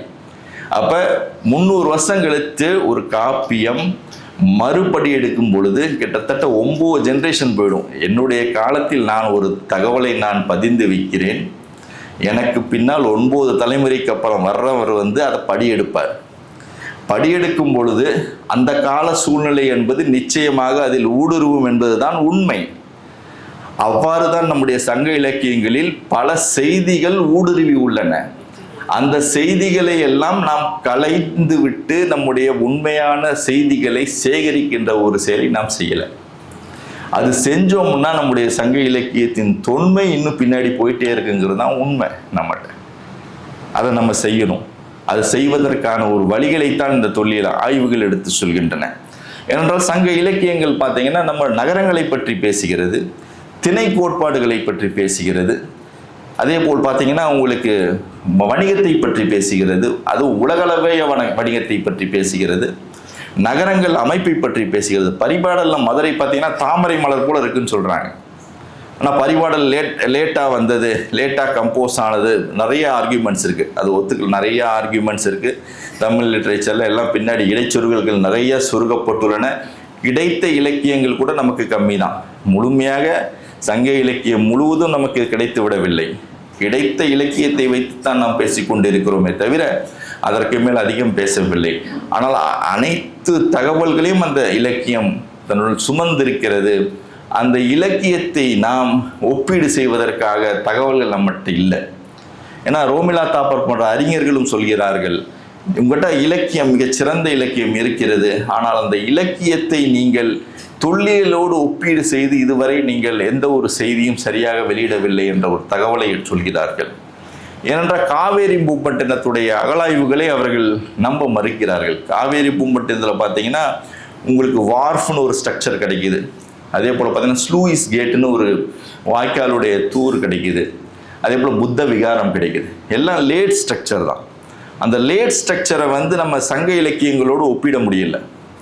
ஏன்னா காவேரி பூம்பட்டினம் என்ற நகரம் சங்க இலக்கியத்தால் போற்றப்பட்ட நகரம், சங்க இலக்கியத்தால் போற்றப்பட்ட நகரம். ஆனால் அந்த நகரத்தை பற்றி செய்திகள் சங்க இலக்கியத்தில் இருந்தாலும் நமக்கு தொல்லியல் அகழாய்வுகளில் அது போன்ற இடங்கள் நமக்கு கிடைக்கவில்லை. அதற்கு நம்ம என்ன சொல்கிறோம், ஒரு காரணம் சொல்கிறோம், அது ஒன்று கடல் கோளால் அளிக்கப்பட்ட ஒரு நகரம், அதனால் நமக்கு அது கிடைக்கவில்லை என்று சொல்கிறோமே தவிர அதற்கான ஆய்வு முயற்சிகள் இப்போ தான் நம்ம எடுத்திருக்கோம். அதுக்கு முன்னாடி நம்ம எந்த ஆய்வு முயற்சியும் சரியாக எடுக்கலை, அதனால தான் நமக்கு தெரிய மாட்டேங்குது. ஆனால் அந்த கடல் கோளால் ஏற்பட்டது என்பதையும் நம்ம ப்ரூவ் பண்ணணும். அது இதுவரையும் ப்ரூவ் பண்ணலை. ஏன்னா நேஷ்னல் இன்ஸ்டியூட் ஆஃப் ஓசனோகிராஃபிங்கிற கோவால் இருக்கிற நிறுவனம் கடலியல் மாற்றங்களை பற்றி முழுமையாக ஆய்வு பண்ணியிருக்காங்க. எப்படி இந்த Arabian sea and bay of Bengal என்ற 2 கடற்கரை பகுதியிலையும் கடலியல் மாற்றங்கள் எவ்வாறு நடந்துள்ளது, அந்த கடலியல் மாற்றங்கள்னால் என்னென்ன செயல்கள் ஈடுபட்டுள்ளன என்ற செய்திகளை ராஜகுரு என்பவர் ஆய்வு செய்து அருமையான ஒரு கட்டுரையெல்லாம் எழுதியிருக்கார். அதில் அவர் சொல்கிறார், பல முறை இந்த பகுதிகளில் சுனாமி போன்ற அலைகள் தாக்குதலுக்கு உட்பட்டதற்கான அறிகுறிகள் தெரிகின்றன, அதன் மூலம் கடலில் மாற்றங்கள் நடந்துள்ளன, அதன் மூலமாக இந்த ஒரு நகரம் அழிக்கப்பட்டிருக்கலாம் என்ற செய்தி இருக்கே தவிர அதற்கான உண்மையான செய்தி கடலில் இருக்காங்கிறது நமக்கு தெரியல. அதனால தான் நம்ம காவேரி பூம்பட்டினத்தையும் சரியாக நம்முடைய சங்க இலக்கியங்களோடு ஒப்பிட முடியவில்லை. அதே போல் அரிக்கமேடு அகழாய்வும் பார்த்தீங்கன்னா, அரிக்கமேடு அகழாய்வு ஒரு யவனர்களுடைய தொடர்பை விளக்குகின்ற ஒரு ஆய்வு. 1947 அந்த ஆய்வு செஞ்சாங்க. 47க்கு அப்புறம் அந்த ஆய்வு முழுமையாக நடைபெறவில்லை. அப்போ மார்ட்டிமர் வீலர் என்பவர் அந்த ஆய்வை செய்யும் பொழுது ரோம நாட்டினுடைய தொடர்பை அங்கு எஸ்டாப்ளிஷ் பண்ணார். ஒரு ஹார்பர் இருந்திருக்கு, ஒரு வணிக நகரமாக இருந்துள்ளது அந்த அரிக்கமேடு. அந்த வணிக நகரம் ரோமானியத்தோடு தொடர்பு இருந்தது என்ற தகவலை சொல்லிட்டு போனாரே தவிர அதுக்கு மேல ஆய்வுகள் அங்கு நடக்கலை. அதே போல் ஆதிச்சநல்லூர் எடுத்துட்டோம்னா ஆதிச்சநல்லூருங்கிறது பெரிய புதைப்பிடம். ஆனால் ஆதிச்சநல்லூரின் வாழ்விட பகுதியை யாருமே இதுவரையும் கண்டுபிடிக்கல. ஏன்னா ஒரு 150 ஏக்கர் கொண்ட ஒரு புதைப்பிடம், அவ்வளோ பெரிய புதைப்படம் இருக்குன்றால் கண்டிப்பாக ஒரு வாழ்விடம் இருக்கும். ஆனால் வாழ்விடத்தை பற்றி நாம் இதுவரையும் நாம் தேடவில்லை, கண்டுபிடிக்க முடியவில்லை. அந்த ஒரு சிக்கல் நம்ம ஆதிச்சநல்லூர்கிட்ட இருக்கு. அதான் நம்மளால முழுமையாக சங்க இலக்கிய தரவுகளை நாம் சரியாக அகழாய்வு தரவுகளை சங்க இலக்கியங்களோட ஒப்பிட முடியல. இந்த காரணத்தில் தான் நாங்கள் என்ன பண்ணோம், இல்லை நம்ம ஒரு ஆய்வை, நம்ம நதிக்கரை ஆய்வை நாம் எடுத்துக்கொள்ளலாம். எவ்வாறு வட இந்தியாவில் நதிக்கரைகளில் ஆய்வு செய்கிறார்கள் என்றால் மனிதன் என்பவன் இயல்பாக வேட்டையாடுதலிலிருந்து அவன் நிரந்தர குடிகளாக விவசாய குடிகளாக மாறும் பொழுது குடியேறிய பகுதி ஆற்றுப்படுகைகள் தான். ஆற்றுப்படுகையில் தான் அவன் குடியேறி அந்த பகுதிகளை வளமைப்படுத்தி அவன் அந்த விவசாயத்தை பெருக்குகிறான். அதன் காரணமாகத்தான் நிரந்தரமாக ஒரு இடத்துல தங்குறதுக்கான அவனுக்கு வாய்ப்பு ஏற்படுகிறது. அதுக்கான குடியிருப்புகள் ஏற்படுத்துகிறான். அந்த வகையில் ஆற்றங்கரை நாகரிகங்களை பற்றி வட இந்தியாவில் முழுவதுமாக நம்ம ஆய்வு செஞ்சுருக்காங்க. ஆனால் தென்னிந்தியாவில் அந்த மாதிரி முழுமையான ஆய்வுகள் நடைபெறவில்லை. தென்னிந்தியாவில் ஆற்றங்கரை பற்றி முழுமையான ஆய்வுகள் நடக்கலை. இன்னைக்கு கூட காவேரி ஆற்றை பற்றி யாருமே ஸ்டடி பண்ண கிடையாது. காவேரி ஆற்றில் எத்தனை செட்டில்மெண்ட் இருக்குங்கிறது யாருக்குமே தெரியாது. அதே போல் ஒவ்வொரு ஆற்றங்கரையிலும் எத்தனை செட்டில்மெண்ட் இருக்குது யாருக்குமே தெரியாது. இந்த சூழ்நிலையில் இருக்கும் பொழுது தான் நாங்கள் என்ன பண்ணோம், 2013-14 அட்லீஸ்ட் நம்ம ஒரு வைகை நதியை நாம் தேர்ந்தெடுக்கலாம் என்ற ஒரு கண்ணோட்டத்துக்கு நாங்கள் முடிவுக்கு வந்தோம். ஏனென்றால் வைகை சங்க இலக்கியங்களால் போற்றப்பட்ட ஒரு நதி. எல்லா நதிகளும் போற்றப்பட்டிருந்தாலும் பெரும்பாலும் அதிக அளவு போற்றப்பட்ட நதி என்றால் வைகை தான். சங்க இலக்கிய பரிபாடலில் கிட்டத்தட்ட 29 பாடல் சங்க இலக்கியத்தில் உங்களுக்கு வைகைக்கு மட்டுமே இருக்குது. மதுரை காஞ்சி சிலப்பதிகாரம் என்று பல இலக்கியங்களால் வைகை போற்றப்பட்டிருக்கிறது. ஆனால் வைகை முழுவதுமாக ஆய்வு செய்யப்படவில்லை. எங்களுக்கு முன்னாள் பேராசிரியர் KV ராமன் அவர்கள் ஒரு சிறிதளவு ஆய்வை மேற்கொண்டிருந்தார். அதே போல் பேராசிரியர் ராஜன் அவர்கள் சிறிதளவு ஆய்வை மேற்கொண்டிருந்தார். இந்த சூழ்நிலையில் தான் நாங்கள் என்ன பண்ணோம், வைகை ஆற்றை நம்ம எடுத்துக்கலாம். வைகை ஆறு கிட்டத்தட்ட 270 கிலோமீட்டர் கொண்ட ஒரு ஆறு, நீளமான ஒரு ஆறு தான், சின்ன ஒரு ஆறு தான். ஒரு ஆண்டுகளில் கலாய்வு செய்ய முடியும் என்ற எண்ணத்தில் தான் அந்த ஆற்றை நாங்கள் தேர்வு செஞ்சோம். தேர்வு செஞ்ச எங்கள் குழு 2013-14 அந்த ஆற்றை முழுவதுமாக ஜல்லடை போட்டு நாங்கள் 2 பக்கமும் இடது கரை வலது கரை 2 கரை பகுதியிலும் 10 ஸ்கொயர் கிலோமீட்டர் உள்ள பரப்பளவை எடுத்துக்கொண்டு நாங்கள் கலாய்வை மேற்கொண்டோம். கலாய்வை மேற்கொண்ட போது தான் எங்களுக்கு 293 இடங்களில் பல வகையான தொழில் எச்சங்கள் கிடைத்தது. ஆனால் இதனால் வரையும் டீட்டெயிலாக நம்ம ஆய்வு செய்யாத காரணத்தினால் எந்த ஒரு தகவலும் நாம் பெற முடியவில்லை. அங்கே ஒன்று இங்கே ஒன்றா நாங்கள் தேடி எடுத்து சங்க காலத்தில் சொல்கிற இடம் இதை தோண்டிடலாம், அதே போல் இந்த இலக்கியத்தில் சொல்கிற இடம் அதை தோண்டிடலான்னு தான் நம்ம தோண்டியிருக்கோமே தவிர ஒரு ஆற்றுப்படுகையை முழுமையாக ஆய்வு செய்து ஒரு இடங்களை கண்டுபிடிப்போம் என்ற நோக்கத்தில் பயணிக்காத பொழுது நாங்கள் அந்த பயணத்தை மேற்கொண்டு பயணித்தோம். 293 இடங்களில் பல வகையான தொல்லியல் எச்சங்கள் வைகை நதியில் கண்டுபிடிக்கப்பட்டது. அந்த 293 இடங்களில் ஒரு இடம்தான் கீழடி. அவ்வளோதான். 293 இடங்களில் ஒரு இடம்தான் கீழடி. அந்த கீழடியை தோண்டுகின்ற வாய்ப்பு கிடைத்தது 2 வருஷத்துக்கு எனக்கு. எங்களுடைய ஆய்வுக்குழு பார்த்தீங்கன்னா ஒரு சின்ன குழுவாக இருந்தாலும் எங்களுடைய கேள்விகள் பல இருந்தன. அதான் மிக முக்கியமாக நான் சொல்ல விரும்புவேன். கேள்விகள் பலன்னா தமிழ்நாட்டில் ஆய்வுகள் நடந்திருக்கு, அதுவும் சிறிய அளவு நடந்திருக்கு, பெரிய அகழாய்வுகள் நடைபெறவில்லை. குறிப்பாக அதிக அகழாய்வுகள் பார்த்தீங்கன்னா ஒரு புதைப்பிடத்தில் தான் நம்ம நடத்தியிருக்கோம். தமிழ்நாட்டில் எங்கே பார்த்தாலும் மெகலித்திக் பரியல்னு சொல்லுவாங்க, பெருங்கற்கால புதைப்பிடம் எங்கே போனாலும் கிடைக்கும். நீங்கள் மலைச்சாரல்களில் போங்க, வெஸ்டர்ன் காட்டில் கூட போங்க, மலை மேலே கூட போங்க, உங்களுக்கு மெகலித்திக் கிடைக்கும். மலைச்சரிவில் வந்தால் கூட மெகலித்திக் கிடைக்கும். பிளைனுக்கு வந்தால் கூட ஏர்ன் பரியல் கிடைக்கும். எல்லாமே ஒரு செட் ஆஃப் பரியல்ஸ் தான். ஒரு புதைப்பிடங்கள் அந்தந்த சூழ்நிலைகளுக்கு ஏற்ப அந்த புதைப்பிடங்கள் ஏற்படுத்தப்பட்டிருந்தன. அந்த புதைப்படங்கள் தான் நம்ம பெரும்பாலும் ஆய்வு செஞ்சுருக்கோம். பேராசிரியர் ராஜன் போன்றவர்கள் பார்த்தா புதைப்படம் தான் நிறைய தோண்டியிருக்கார். ஒரு வாழிடப்பகுதி அவர் தோண்டினதே கிடையாது. நாங்கள் கேட்ட கேள்வி, புதைப்படங்கள் இருப்பது என்றால் கண்டிப்பாக அங்கு மக்கள் வாழ்ந்திருக்க வேண்டும். ஏனென்றால் ஒரு நிரந்தரமாக மக்கள் வாழ்ந்தால் மட்டும்தான் புதைப்படம் ஏற்படுத்த முடியுமே தவிர, நிரந்தரமாக மக்கள் வாழவில்லை என்றால் அந்த இடத்திற்கு புதைப்படம் தேவையில்லாத சூழ்நிலையில் ஏன் இவ்வளவு புதைப்படங்கள் தமிழ்நாட்டில் இருக்கின்றன, எங்கே அவர்கள் வாழ்ந்தார்கள் என்ற ஒரு கேள்வியை முன்வைத்து நகர்ந்த போது தான் எங்களுக்கு பல வாழ்விட பகுதியில் கிடைத்தன. தான் மிக முக்கியம். வாழ்விட பகுதியில் தான் மிக முக்கியமான ஒரு ஆய்வுகள்.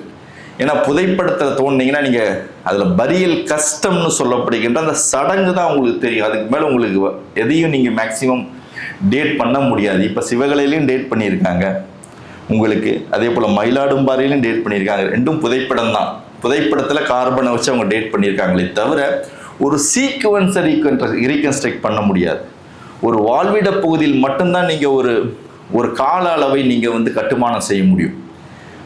எப்பொழுது இந்த வாழ்விடம் தோன்றியது, எத்தனை ஆண்டு காலம் இந்த வாழ்விடம் இருந்தது, இந்த வாழ்விடம் எவ்வாறு அழிந்தது என்பதை நீங்கள் ரீகன்ஸ்ட்ரக்ட் ஹிஸ்டாரிக்கலி பண்ணணும்னா கண்டிப்பாக வாழ்விட பகுதியில் அகழாய்வு செய்தால் மட்டும்தான் முடியும். ஏனென்றால் வட இந்தியாவில் மேற்கொள்ளப்பட்ட அனைத்து அகழாய்வுகளும் வாழ்விட பகுதியில் மேற்கொள்ளப்பட்ட அகழாய்வுகள். புதைப்பிடங்கள் என்பது அதனுடைய ஒரு பகுதியே தவிர, புதைப்பிடங்களில் அதிக கான்சன்ட்ரேட் பண்ணிட்டு வாழ்விடத்தை நம்ம கோட்டை விட்டோம். இந்த வாழ்விடத்தை கோட்டை விட்டனால்தான் சங்க காலத்தை நாம் சரியாக எடுத்து சொல்லாமல் நாம் திணறி கொண்டிருக்கிறோம். ஏன்னா மக்கள் வாழ்ந்தால் மட்டும்தாங்க அவன் எல்லாமே செய்ய முடியும் உலகத்தில். அந்த வகையில் மக்கள் வாழ்ந்த ஒரு பகுதியை ஆய்வு செய்ய நாம் மறந்து அதனுடைய ஒரு பகுதியான புதைப்பிடத்தை பெருமளவு ஆய்வு செய்து அங்கே அந்த தாலி கிடச்சிருச்சு, அந்த தாலியில் இவ்வளோ பீட்ஸ் கிடச்சிருக்கு, அந்த தாலியில் இந்த பொறிப்பு இருக்குது, அந்த பேர் இருக்குன்னு அதை மட்டும் சொல்லிட்டு போயிருக்கோமே தவிர அதை உருவாக்கியவன் யார் என்பதை பற்றி நாம் அறியாமல் இருந்திருந்தோம். அதை நாங்கள் அறிய விரும்பினோம். அந்த குழு அதற்கு நோக்கி பயணித்தது. அதுதான் மிக முக்கியமான சக்ஸஸான ஒரு வேலை. ஏன்னா ஒரு புதைப்பிடத்தை அமைத்தவன் வாழ்ந்த இடத்தை அணுகுவோம் என்று நாங்கள் ஆய்வு மேற்கொண்டோம். எங்களுக்கு 100க்கும் மேற்பட்ட வாழ்விட பகுதியாக அந்த வைகை நதிக்கரையில் கிடச்சிது. அதுதான் மிக முக்கியம். ஏன்னா புதைப்பிடமே வச்சுட்டு நம்ம வரலாற்றை ஓட்டிகிட்டு இருந்ததை மாற்றி அமைத்த இடம் கீழடி. புதைப்பிடங்களை பார்ப்பதை தவிர்த்து வாழ்விடத்தை பாருங்கள் என்று சொன்னோம். முழுமையான வாழ்விட பகுதி எங்களுக்கு கீழடியில் கிடச்சிது. அந்த கீழடியை ஆய்வு செய்தோம். ஆய்வு செய்த 2 வருஷம் தாங்க ஆய்வு செஞ்சேன். 2 வருஷம் செஞ்சது கிட்டத்தட்ட பார்த்தீங்கன்னா 1650 சதுர மீட்டர் தான் நான் ஆய்வு செஞ்சுருக்கேன். அதுக்கு மேலே கிடையவே கிடையாது. அந்த தொல்லியல் மேட்டோட பரப்பு 110 ஏக்கர். 110 ஏக்கரில் 1650 சதுரடின்னா சதுர மீட்டர்னா கிட்டத்தட்ட ஒரு 2 ஏக்கர் கூட வராது. 2 ஏக்கர் கூட கம்மியான இடம் தான் நாங்கள் ஆய்வு செஞ்சுருக்கோம். அந்த 2 ஏக்கருக்கு கம்மியான உள்ள இடத்தை ஆய்வு செய்த பொழுதுதான் பல தகவல்கள் நமக்கு கிடைத்தது. அதுதான் மிக முக்கியம். அதற்கு முக்கிய காரணம் ஒரு விரிவான அகழாய்வு நடந்தது.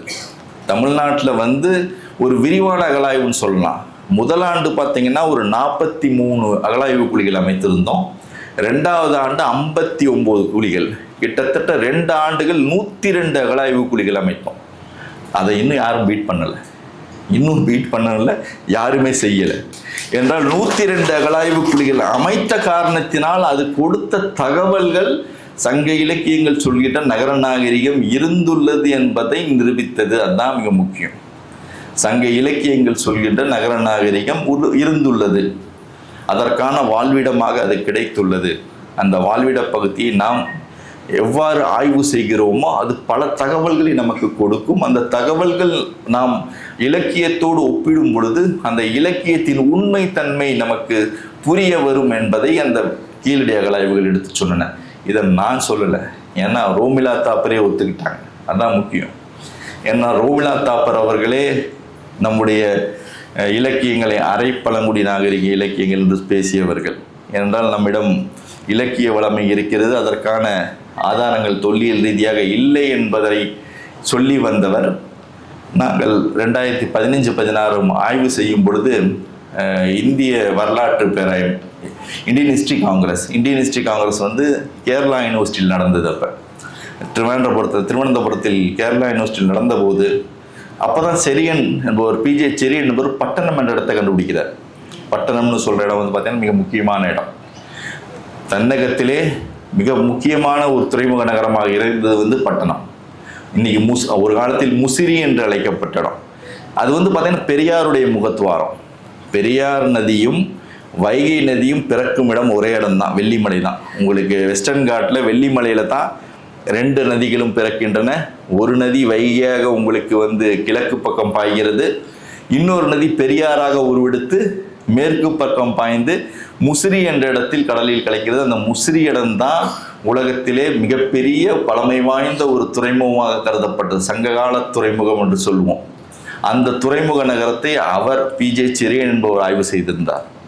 அவர் பிஜே செரியன் அவர் என்னுடைய ஆய்வு இடத்துக்கும் வந்தவர். அவர் சொன்னார், அமர்நாத், நீங்கள் கீழடியை வந்து ரெப்ரசன்ட் பண்ணுங்க, நான் வந்து பட்டணத்தை ரெப்ரசன்ட் பண்ணுறேன். அதுக்கு சேர் வந்து பார்த்தீங்கன்னா ரோமிலா தாப்பர் தான். ரோமிலா தாப்பர் தலைமை தாக்குகிறார். அவர் முன்னால் நாம் 2 இடங்களை நாம் அவர் முன்னால் காண்பிப்போம் என்று சொன்னார். 2 இடங்களை நாங்கள் காண்பித்தோம். அன்று அவர் சொன்னார் உறுதியாக, நாம் தவறாக புரிந்து கொண்டுள்ளோம் தமிழக வரலாற்றை.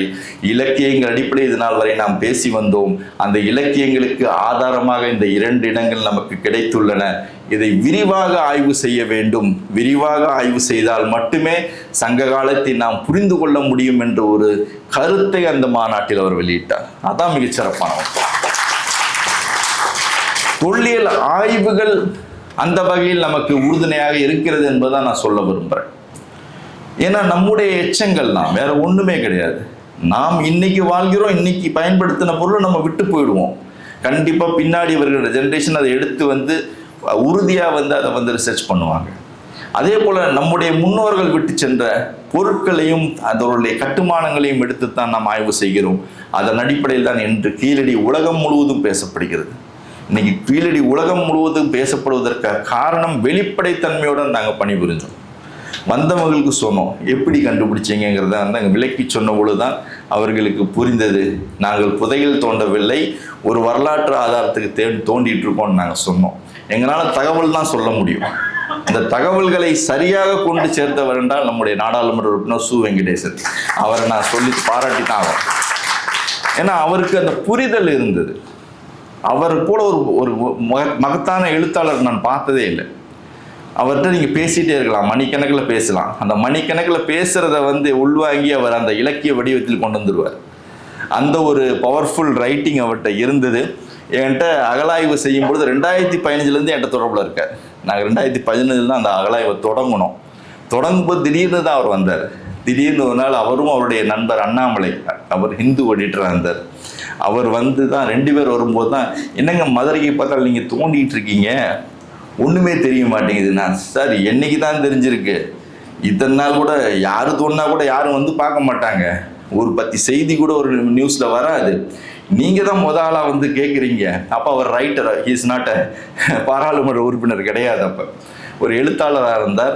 ஆனால் மிகச்சிறந்த நண்பர். அவர் வந்து பல தகவல்களை நாங்கள் கேட்கும் பொழுது ஒவ்வொன்றா நாங்கள் எக்ஸ்பிளைன் பண்ணும் பொழுது தான் அவருக்கு புரிஞ்சது. இதுதான் அகலாய்வு, இதுதான் அகலாய்வு, இந்த அகலாய்வு மூலம் இவ்வாறு தான் சேகரிக்கிறோம். ஏனென்றால் அகலாய்வு என்பது ஒரு மைனூட் ஒர்க். நம்ம ஜேசிபி போட்டு தோண்டிட முடியாதுங்க. அகலாய்வுக்கு வந்து டைம் வேணும். ஏன்னா ஒரு நாளைக்கு 10 சென்டிமீட்டர் மேலே நீங்கள் தோண்ட முடியாது. 10 சென்டிமீட்டர் மேலே நீங்கள் தோன்றீங்கன்னா கொலை பண்ணுறீங்கன்னு அர்த்தம், அவ்வளோதான். ஏன்னா ஆர்கியாலஜிக்கல் ரெக்கார்டுங்கிறது பார்த்தீங்கன்னா டெஸ்ட்ரக்ஷன் தான். நீங்கள் ஒரு மண்மேட்டை வந்து அழிக்கிறீர்கள், அந்த மண்மேட்டை அழிக்கும் பொழுது அதை ஆவணப்படுத்துகிறீர்கள். அதுதான் முக்கியம். தொல்லியல் ஆய்வு என்பது வந்து நாம் ஒரு மேட்டை தோண்டும் பொழுது அந்த மேட்டை அழித்து கொண்டிருக்கிறோம், அழிக்கும் பொழுது இந்த ஆவணப்படுத்துதல் தான் தொல்லியலின் நெறிமுறை. அந்த வகையில் தான் நம்ம வந்து அந்த தொல்லியலை நம்ம மேற்கொள்கிறோம். அதை அவருக்கு புரியும் பொழுது அவர் அதை ஒவ்வொரு பொருள்களையும் வந்து ரசித்து பார்த்து அதை வந்து விளக்கமாக எழுதினார். அவர் மிக முக்கியமாக அவர் எழுதின ஒரு சொல்லணும்னா யாசகம் கேட்கும் தொழில் நகரம், அதுதான் மிக முக்கியமான கட்டுரை. அந்த கட்டுரை தான் கீழடி ஏற்பாட்டி போட்டுச்சு. அது அந்த மாதிரி யாருமே சிந்திச்சிருக்க மாட்டாங்க. பிச்சை கேட்குது ஐயா, ஒரு சைட்டு வந்து தமிழகத்தில் நாம் தமிழ் மொழியை பற்றி இவ்வளோ சிறும் சிறப்பமாக பேசுகிறோம், ஆனால் அந்த இடம் ஒரு ஆய்வுக்காக பிச்சை கேட்கிறது என்பதை யாசகம் கேட்கும் தொழில்நகரம் என்ற ஒரு தலைப்பில் எழுதினார் பாருங்க. அந்த ஒரு பெரும் மாற்றத்தை அது உருவாக்குச்சு. அதான் நான் சொல்றது. ஏன்னா ஆய்வுகள் நாம் சரியாக எடுத்து செல்ல வேண்டும். ஆய்வுகளை சரியாக எடுத்து சென்று அதை பற்றிய தகவல்களை நாம் வெளியுலருக்கு சொல்லும் பொழுதுதான் அது போன்ற இன்னைக்கு அந்த கீழடி வாழ்ற மாதிரி பல இடங்கள் வாழ்வதற்கான வாய்ப்பு கிடைக்கும். இன்னைக்கு பாருங்க, ஆதிச்சநல்லூரை பற்றி சொல்லிகிட்டே இருக்கோம். ஆதிச்சநல்லூர் பல முறை தோண்டப்பட்டு இருக்குது. 1876 தோண்டியிருக்காங்க, 1895 தோண்டியிருக்காங்க, 1904 தோண்டியிருக்காங்க, 100 வருஷம் கழிச்சு 2004 தோண்டினாங்க, அதுக்கப்புறம் 2020 தோண்டியிருக்காங்க. என்ன கிடைச்சுன்னு யாருக்காவது தெரியுமா? எத்தனை ஆண்டுகள்? 5 முறை அந்த இடம் தோண்டப்பட்டுள்ளது. 5 முறை தோண்டப்பட்டுள்ள இடத்தை பற்றி ஒரு தகவலும் நம்மகிட்ட கிடையாது. உண்மை, அதுதான் உண்மை. ஏன்னா ஒரு அறிக்கை என்று சமர்ப்பிக்கப்பட்டுள்ளது. அந்த அறிக்கையை நீங்க படிச்சு பார்த்தீங்கன்னா குப்பையில தான் போடுவீங்க. தோண்ட ஒருத்தர், எழுதுற ஒருத்தர். நான் தோன்றேன், நான் தோண்டி நான் எழுதினா மட்டும்தான் அது அறிக்கையா இருக்குமே தவிர எனக்கு பதிலாக இன்னொருத்தர் எழுதுனா அது அறிக்கையா இருக்காது. அந்த பணியிலே ஈடுபடாத ஒருவர் அந்த அறிக்கையை எழுதினால் எவ்வாறு இருக்குமோ அது போலதான் ஆதிச்சநல்லூர் என்ற ஒரு அகழாய்வு 2004 100 ஆண்டுகளுக்கு பின்னால் சத்தியமூர்த்தி அவர்கள் செய்தார்கள். ஆனால் அன்பார்ச்சுனேட்லி அவரால் அந்த ரிப்போர்ட் எழுத முடியல. அவருக்கு பதிலாக இன்னொருத்தர் அந்த அறிக்கையை எழுதினார்கள். அந்த அறிக்கை இன்று எதற்கும் பயன்படாத அறிக்கையா இருக்கு. அந்த அறிக்கையினால் யாருக்குமே பயனில்லை. ஏன்னா இப்போதான் ரீசெண்டாக அதை பற்றி தகவல் எங்களுக்கு கிடைக்க வருகிறது. என்றால் அந்த அங்கிருந்த அகழ்ந்தெடுக்கப்பட்ட எலும்புக்கூடுகளை ஆஸ்திரேலியாவில் இருந்த ஒரு ஆர்கியோ என்ன சொல்றீங்க நீங்கள், ஆர்த்தோபெடிசியன், அவர் இந்த எலும்புகளை எடுத்துகிட்டு போனார். அந்த எலும்புகளை எடுத்துகிட்டு போய் அந்த எலும்புகளை ஸ்டடி பண்ணுறதுக்கு போனார். அந்த ஸ்டடி பண்ண டீட்டெயில்ஸ்லாம் ஏற்கனவே அவர் கொடுத்துருக்கார். ஆனால் அந்த கொடுத்த தகவல்கள் சரியாக அந்த அறிக்கையில் இணைக்கவில்லை. இணைக்காதனால அந்த ஒன்றுமே தெரியாது. என்னென்ன அங்கே காஸ்மோபாலிட்டன் சொசைட்டி இருந்ததா சொல்கிறாங்க. ஆதிச்சநல்லூரில் பல தரப்பட்ட இன மக்கள் வாழ்ந்து மறைந்த ஒரு புதைப்படமாக இருந்திருக்கு. ஏனென்றால் கொற்கை என்ற இடத்திற்கு மிக அருகாமையில் இருந்த ஒரு இடம். கொற்கைங்கிறது ஒரு பெரிய துறைமுகம். தமிழ்நாட்டிலே கொற்கை ஒரு துறைமுகமாக கருதலாம். காவேரி பூம்பண்ண ஒரு பெரிய துறைமுகம், அரிக்கமேடு ஒரு துறைமுகம், அதே போல் அழகன்குளம் என்று சொல்லப்படுகின்ற இடமும் மிகப்பெரிய துறைமுகம். இந்த துறைமுகங்கள் பல நாட்டு வணிக தொடர்பை எடுத்து காட்டுகின்ற துறைமுகமாக இருந்திருக்கிறது. இந்த கொற்கையினுடைய துறைமுக நகரத்தின் புதைப்படமாகத்தான் இது இருந்திருக்க வேண்டும் என்று கருதுகிறார்கள். ஏனென்றால் அந்த கிடைத்த ஒரு ஸ்கல்ல பார்த்தீங்கன்னா நெத்தியில் ஒரு ஓட்டை இருக்குமா, நெத்தியில் அந்த ஓட்டை இருக்கும். அது ஏன்னு கேட்டால் அது செயலருக்கு உருவார ஒரு நோய். அந்த நோயின் காரணமாகத்தான் அந்த ஓட்டை ஏற்படும் என்ற ஒரு தகவல்லாம் இருக்கே தவிர அந்த தகவல் எதுவுமே இந்த அறிக்கையில் கிடையாது. அப்போ அந்த அறிக்கை பிரயோஜனமே கிடையாது. அப்படி ஒரு அறிக்கை தயாரிக்கப்பட்டு கொடுத்தால் யாருக்கு பிரயோஜனம்? அந்த அறிக்கையை பயன்படுத்தி நீங்கள் வரலாற்றுக்கு எந்த உதவியை செய்ய முடியும்? அவ்வாறு செய்ய முடியாத சூழ்நிலை இருக்கும் பொழுதுதான் என்னுடைய அறிக்கை இன்னைக்கு சர்ச்சையில் நிற்குது. என்னுடைய அறிக்கை சர்ச்சையில் இருப்பதற்கான காரணம் இதுதான். ஏனென்றால் நான் அகழாய்வு செய்தேன், என்னை பணியிட மாற்றம் செய்தார்கள், நல்லது. நாங்கள் போய் என்னை 2 வருஷம் வேலை செஞ்சு கொடுத்தீங்க, ஓகே, நல்லது. அதற்கு அப்புறம் நீதிமன்றம் தான் எனக்கு உத்தரவிட்டது, அறிக்கையை நீங்கள் தான் எழுதணும். ஏன்னா இன்னொருத்தருக்கு ப்ரொப்போஸ் பண்ணாங்க, அதை கோர்ட்டு குவாஷ் பண்ணி அமர்நாத் ராமகிருஷ்ணா தான் எழுதணும் நான் ஆர்டர் போட்டாங்க. அது எழுதுவதற்கும் எனக்கு பல தடங்கல்கள், எழுதுவதற்கு பல தடங்கல்கள். 2018 கோர்ட் ஆர்டர் போட்டால் கூட எனக்கு எழுதுகிற வாய்ப்பு 2021 தான் கிடச்சிருச்சு. 2021 கிடைத்து 2023 ஜனவரியில் அறிக்கையை நான் சமர்ப்பித்து விட்டேன். சமர்ப்பித்த அறிக்கை இன்று கேட்கிறார்கள், அதில் காலம் எங்களுக்கு மாற்றம் வேண்டும், அந்த காலத்தை மாற்றி கொடுங்க. என்னால் முடியாதுங்கன்னு நான் சொல்லிட்டேன். ஏன்னா காலம் என்பது அகழாய்வில் கிடைத்த ஒரு தகவல், அகழாய்வில் மூலம் கிடைக்கப்பட்ட தகவல். ஏனென்றால் இது பரியல் சைட் கிடையாது. ஒரே ஒரு சாம்பிள் எடுத்து நான் கார்பன் டேட் பண்ணிட்டு இதுதான் இதோட டேட்டுன்னு ஃபைனல் பண்ணிட முடியாது. ஏன்னா பரியல் சைட்லேயும் கூட நீங்கள் இந்த ஏர்னுக்குள்ளே கிடைச்ச கார்பன் மட்டும்தான் டேட் பண்ண முடியுமே தவிர வெளில கிடைக்கிற கார்பன் டேட் என்றைக்குமே ஒத்துக்கொள்ள மாட்டாங்க உலகத்தில். ஏன்னா ஏர்ன்னு சொல்லப்படுகிற முதுமக்கள் தாலியில் ஏதாவது கார்பன் இருந்ததா, ஹஸ்க் போன்ற ஆர்கானிக் மெட்டீரியல் இருந்தால் அதை வந்து கார்பன் டேட் பண்ணலாம். அந்த ஹஸ்க் போன்ற மெட்டீரியல் அந்த உள்ளே இருந்தால் அது நிச்சயமாக ஏற்றுக்குவாங்க. ஏனென்றால் அந்த புதைப்புங்கிறது ஒரு சடங்கு. அந்த சடங்கு செய்வதற்காக அந்த பானை உருவாக்கப்படுகிறது. அந்த பானையில் அந்த இறந்த மனிதனை வைத்து அவனோடு அந்த புதைப்பு பொருட்களை வைத்து புதைச்சிருவாங்க. அந்த புதைப்பு பொருட்களை வைத்து புதைக்கும் போது நெல்லோ எள்ளோ ஏதாவது ஒன்று உள்ளே வச்சு புதைச்சிட்டாங்கன்னா அது அப்படியே உள்ளே இருக்கும். அதை வந்து மூடிடுவாங்க, பெரிய கவர் போட்டு மூடிடுவாங்க. அந்த மூடிட்டாங்கன்னா திருப்பி யாருமே உலகத்தில் திறக்க மாட்டான். அதை வச்சு அந்த கார்பன் டேட் பண்ணோம்னா அந்த ஏர்னுக்குள்ள உள்ள இருக்க ஏனை வந்து நம்ம எக்ஸாக்ட்லி டேட் பண்ணிடலாம். இது எக்ஸாக்ட்லி அது வந்து இந்த பீரியடை தான் இருக்கும் என்று டேட் பண்ணி அதை டேட் சொல்லலாம். ஆனால் ஒரு வாழ்வியல் இடத்தில் கார்பன் டேட் பண்ணுறதுங்கிறது ரொம்ப சிக்கலான விஷயம். வாழ்வியல் என்பது பார்த்தீங்கன்னா பல ஆண்டுகளாக மெதுவாக கட்டமைக்கப்பட்ட ஒரு ஊர், அதுதான் வாழ்வியல் இடம். வாழ்வியல் இடம் என்பது ஒரு நாளில் வந்தது கிடையாது. திருச்சிங்கிற இடம் ஒரு நாளில் வந்தது கிடையாது. திருச்சிங்கிற இடம் முதல்ல உறையூர் தான். உறையூரில் இந்த ஒரு சின்ன இடம் தான் இன்று பெரிய ஒரு நகரமாக வளர்ந்திருக்கிறதே தவிர எல்லா இடங்களும் சிறிய அளவிலிருந்து பெரிய இடமாகத்தான் வளரும். என்றைக்குமே ஒரே அடியாக ஒரே நாளில் திருச்சி வந்து இன்னைக்கு உட்கார்ந்த மாதிரி ஒரு 100 வருஷம் முன்னாடி வந்து உட்காரல. சென்னையும் அப்படி தான். சென்னைக்கு இன்னைக்கு வயசு 386 வயசு. 386 வயசுக்கு முன்னாடி 386 வருஷத்துக்கு முன்னாடி சென்னை பார்த்தீங்கன்னா ஒரு குக்கிராமம், ஒரு மீனவ கிராமம். அது அந்த மீனவ கிராமத்தை தான் இன்னைக்கு சேர்த்தி இவ்வளோ பெரிய சென்னையாக உருவாக்கி இருக்கோம். அதுபோல தான் ஒரு வாழ்விட பகுதி என்பது ஒரு நாளில் உருவாகாது.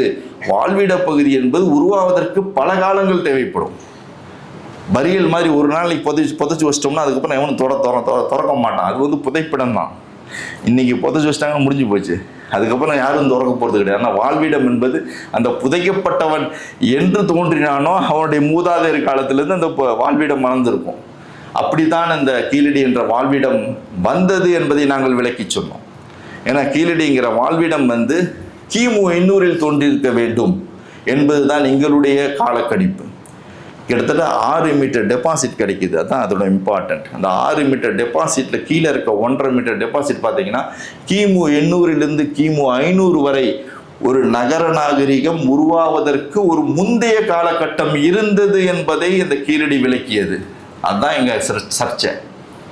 எப்படி நீ சொல்கிற, எப்படியா நகரம் உருவாகுன்னு நான் கேள்வி கேட்டேன். நகரம் எப்படி உருவாகும்? இன்றைக்கே நகரம் டெல்லி உருவாயிடுச்சான்னு கேட்டேன். டெல்லி ஒரே நாளில் உருவாயிடுச்சா? டெல்லி கிட்டத்தட்ட நீங்கள் பார்த்தீங்கன்னா 3000 ஆண்டுகளாக டெல்லி வந்து வளர்ந்துட்டு இருக்கு. 3000 ஆண்டுகளாக டெல்லி இயங்கி வருகிறது. அதே போல தான் கீழடிங்கிற நகரம் உருவாவதற்கு ஒரு 300 ஆண்டு காலம் தேவைப்பட்டுள்ளது. கிமு 800 கிமு 500 வரை ஒரு காலகட்டமாக அங்கு விளங்கி உள்ளது. அந்த காலகட்டத்தில் இங்கு மக்கள் விவசாய பணியை தொடங்கியுள்ளார்கள். அந்த விவசாய பணிக்கான இரும்பு பொருட்கள் கிடைக்கின்றன. அதே போல் இங்கு பயன்படுத்தப்பட்ட அழகான அந்த பிளாக் அண்ட் ரெட் வேர்னு சொல்லுவோம், கருப்பு சிவப்பு பானை ஓடுகள் எப்படி நம்ம பரிகளில் கிடைக்குமோ அதே சிமிலர் பானை ஓடுலாம் கிடைக்குது. இந்த பானை ஓடுகள்லாம் கிடைக்குது. அதுக்கப்புறம் தான் அந்த கட்டிட பகுதிகள் தோன்றுகிறது. அந்த கட்டிட பகுதிகள் தான் அந்த நகரமயமாக்கலுக்கு மிக முக்கிய காரணியாக அமைஞ்சிருக்கு. இந்த ஒரு நகரம் வளர்வதற்கு மிக முக்கிய காரணியாக அமைந்தது அங்கு நடைபெற்ற விவசாய புரட்சின்னு தான் சொல்லணும்.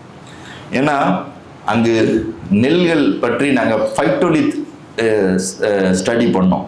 ஏன்னா நம்ம ஃபைட்டோலித்துங்கிறது பார்த்தீங்கன்னா நம்முடைய மகரந்த அணுக்கள்னு சொல்லுவோம். அந்த மகரந்த அணுக்கள் என்றைக்குமே மண்ணில் புதைந்திருக்கும். அந்தந்த காலகட்டத்து அணுக்கள் அந்தந்த அடி ஆழத்தில் புதைந்திருக்கும். அந்த மகரந்த பொருட்களை வைத்து எடுத்துக்கொண்டு அதை ஆய்வு செய்து எந்தெந்த தாவரங்கள் இருந்தன என்பதை அறிவதற்கான ஒரு செய்தி நமக்கு அறிவியல் ரீதியாக நமக்கு கிடைக்குது. அதை நாங்கள் பாண்டிச்சேரி ஃப்ரெஞ்ச் இன்ஸ்டியூட் ஆஃப் இண்டாலஜிலேருந்து அந்த ஒர்க்கை நாங்கள் கேரி அவுட் பண்ணும் பொழுது தான் அவர்கள் சொன்ன தகவல், இங்கு கீழடியில் காட்டு அரிசியும் கிடைக்கிறது, நாட்டு அரிசியும் கிடைக்கிறது. ஏன்னா வைல்டு வெரைட்டிலேருந்து தான் என்றைக்குமே டொமஸ்டிகேட்டட் பண்ண முடியும். உலகத்தில் எல்லாமே வைல்டு தான். உலகத்தில் எல்லாமே வைல்டு தான். மனுஷனும் வைல்டாக தான் நம்ம நாகரிகமாக மாறி இருக்கோமே தவிர விலங்குகளும் வைல்டாக தான் இருக்குது. அதை டொமஸ்டிகேட் பண்ணியிருக்கோம். அதே போல் பிளான்ஸும் பார்த்தீங்கன்னா ஒயில்டாக தான் இருந்திருக்கு. அந்த பிளான்ஸை டொமஸ்டிகேட் பண்ணியிருக்காங்க. அந்த டொமஸ்டிகேட் பண்ணுறதுக்கான எவிடன்ஸ் கீழடி கிடைக்குது. அப்போ ஒரு காட்டு அரிசியை நம்ம விவசாய அரிசியாகவும் உணவு உற்பத்தி அரிசியாகவும் உற்பத்தி செய்கின்ற அரிசியாகவும் செய்கின்ற ஒரு செயல் நடந்திருக்கிறது. அதன் விளைவாக ஒரு உற்பத்தி பெருக்கம் அங்கு நடந்துள்ளது. அந்த உற்பத்தி பெருக்கத்தின் காரணமாக அந்த நகரம் வளர்ந்துள்ளது. அந்த நகரம் வளர்ந்த காலகட்டம் கிமு 500லிருந்து 1ஆம் நூற்றாண்டு வரைன்னு நாங்கள் சொன்னோம் விரிவாக்கி. இந்த 500ஆம் நூற்றாண்டுலேருந்து தான் 1ஆம் நூற்றாண்டு வரை இப்போ கிடைச்ச எவிடன்ஸ் பிரகாரம் இதுதான் எவிடன்ஸ். இந்த எவிடன்ஸில் தான் அந்த நகரமயமாக்கல் ஆகியிருக்கு. இந்த நகரமயமாக்கலில் கட்டுமானங்கள் நடந்துள்ளன, வடிகால் முறை நடந்துள்ளது, பல வகையான ட்ரைனேஜ் சிஸ்டம் இருந்திருக்கு, ஃபர்னஸ் இருந்திருக்கு, டபுள் லேயர் ஃபர்னஸ் இருந்திருக்கு, டிஸ்டிலேஷனே பண்ணியிருக்கான். டிஸ்டிலேஷன் பண்ணுற அளவுக்கு டெக்னாலஜி வளர்ந்துருக்கு. உங்களுக்கு டபுள் லேயர் ஃபர்னஸ்ன்னு பார்த்தீங்கன்னா தெர்மஸ் மாதிரி ஒரு ஹீட்டை கண்ட்ரோல் பண்ணி ப்ரொடெக்ஷன் பண்ணுற அளவுக்கு ஒரு நாலேஜ் வளர்ந்துருக்கு. பல தொழில்களை செய்துள்ளான்.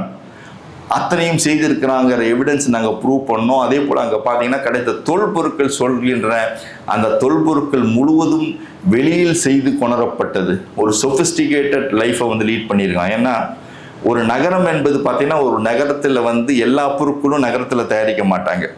பல பொருட்கள் நகரத்துக்கு வெளியே தயாரிப்பார்கள். அதை வாங்கி பயன்படுத்துகின்ற ஒரு திறன் படைத்த ஒரு சமுதாயம் இந்த பகுதியில் வாழ்ந்துள்ளது. அவர்கள் இந்த நகரநாகரிக காலகட்டம் கிமு 500லிருந்து 1ஆம் நூற்றாண்டு வரை இருந்துள்ளார்கள் என்று டிஃபைன் பண்ணி கொடுத்தோம்.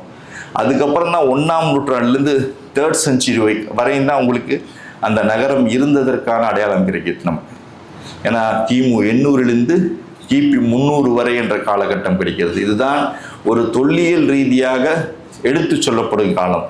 இது இன்னைக்கு சங்க காலத்துக்கு பொருந்தும். நம்ம சங்க காலம் சொல்லிட்டு இருக்கோம், கிமு 300ங்கிறது நாங்கள் சொல்கிறோம், கிமு 800க்கு செல்கிறது. இன்னும் அகழாய்வு செய்தால் பல தரவுகள் கிடைத்தால் அது பின்னோக்கி போகும் என்பதுதான் என்னுடைய கருத்தை தவிர இது என்னுடைய ஃபைனலான டேட்டு கிடையாது. ஏனென்றால் ஆய்வுகளை மேற்கொள்ள கிடைக்கின்ற தரவுகள் நிச்சயமாக ஒரு இடத்தினுடைய காலத்தை பின்னோக்கி எடுத்து செல்லும். அதுதான் தொல்லியல் ரீதியாக நடந்து கொண்டிருக்கிறது. ஏனென்றால் சிந்து சமவெளி நாகரிகத்தை சொன்னேன். சிந்து சமவெளி நாகரிகம்லாம் படிச்சிருப்போம். கிமு 2600லேருந்து 1900, கிமு 1900. இன்னைக்கு பார்த்தீங்கன்னா 700 பிசிலேருந்து உங்களுக்கு ரீகன்ஸ்ட்ரக்ட் பண்ணுறாங்க. 7000 பிசிலேருந்து, சாரி 700 கிடையாது, 7000 பிசியிலேருந்து மெகர்கர்லேருந்து எப்படி நியோலித்திக் ஸ்டேஜிலேருந்து late Harappan, pre Harappan, mature Harappan, late Harappan எப்படி ரீகன்ஸ்ட்ரக்ட் பண்ணி இன்னைக்கு சிந்து சமவெளி நாகரிகம் எவ்வளோ பெரிய 13 லட்சம் சதுர கிலோமீட்டர் உலகத்திலே மிகப்பெரிய மக்கள் தொகை கொண்ட நாகரிகமாக இருந்திருக்கு நம்ம ப்ரூவ் பண்ணுறோம். ஏன்னா உலகத்திலே அன்னைக்கு தான் அந்த பகுதியில் தாங்க மக்கள் தொகை அதிகமாக இருந்திருக்காங்க. கிட்டத்தட்ட ஒரு 5000 ஆண்டுகளுக்கு முன்னால்னு வச்சுங்க. ஒரு 5000 ஆண்டுகளுக்கு முன்னால் மக்கள் தொகை பெருக்கம் உள்ள ஒரு பகுதியாக அந்த சிந்து சமவெளி நாகரிகம் இருந்திருக்கு. அப்போதைக்கு மேக்சிமம் பாப்புலேஷன் இந்த 13 லட்சம் சதுர கிலோமீட்டர் எடுத்திங்கன்னா 10 லட்சம் பேர் தான் இருந்திருப்பான். அந்த 10 லட்சம் என்பது இந்த உலகத்திலே அதிகமான மக்கள் தொகை அந்த காலகட்டத்தில். இன்னைக்கு கோடி எங்கேயோ போயிட்டோம் நம்ம, அது வேற விஷயம்.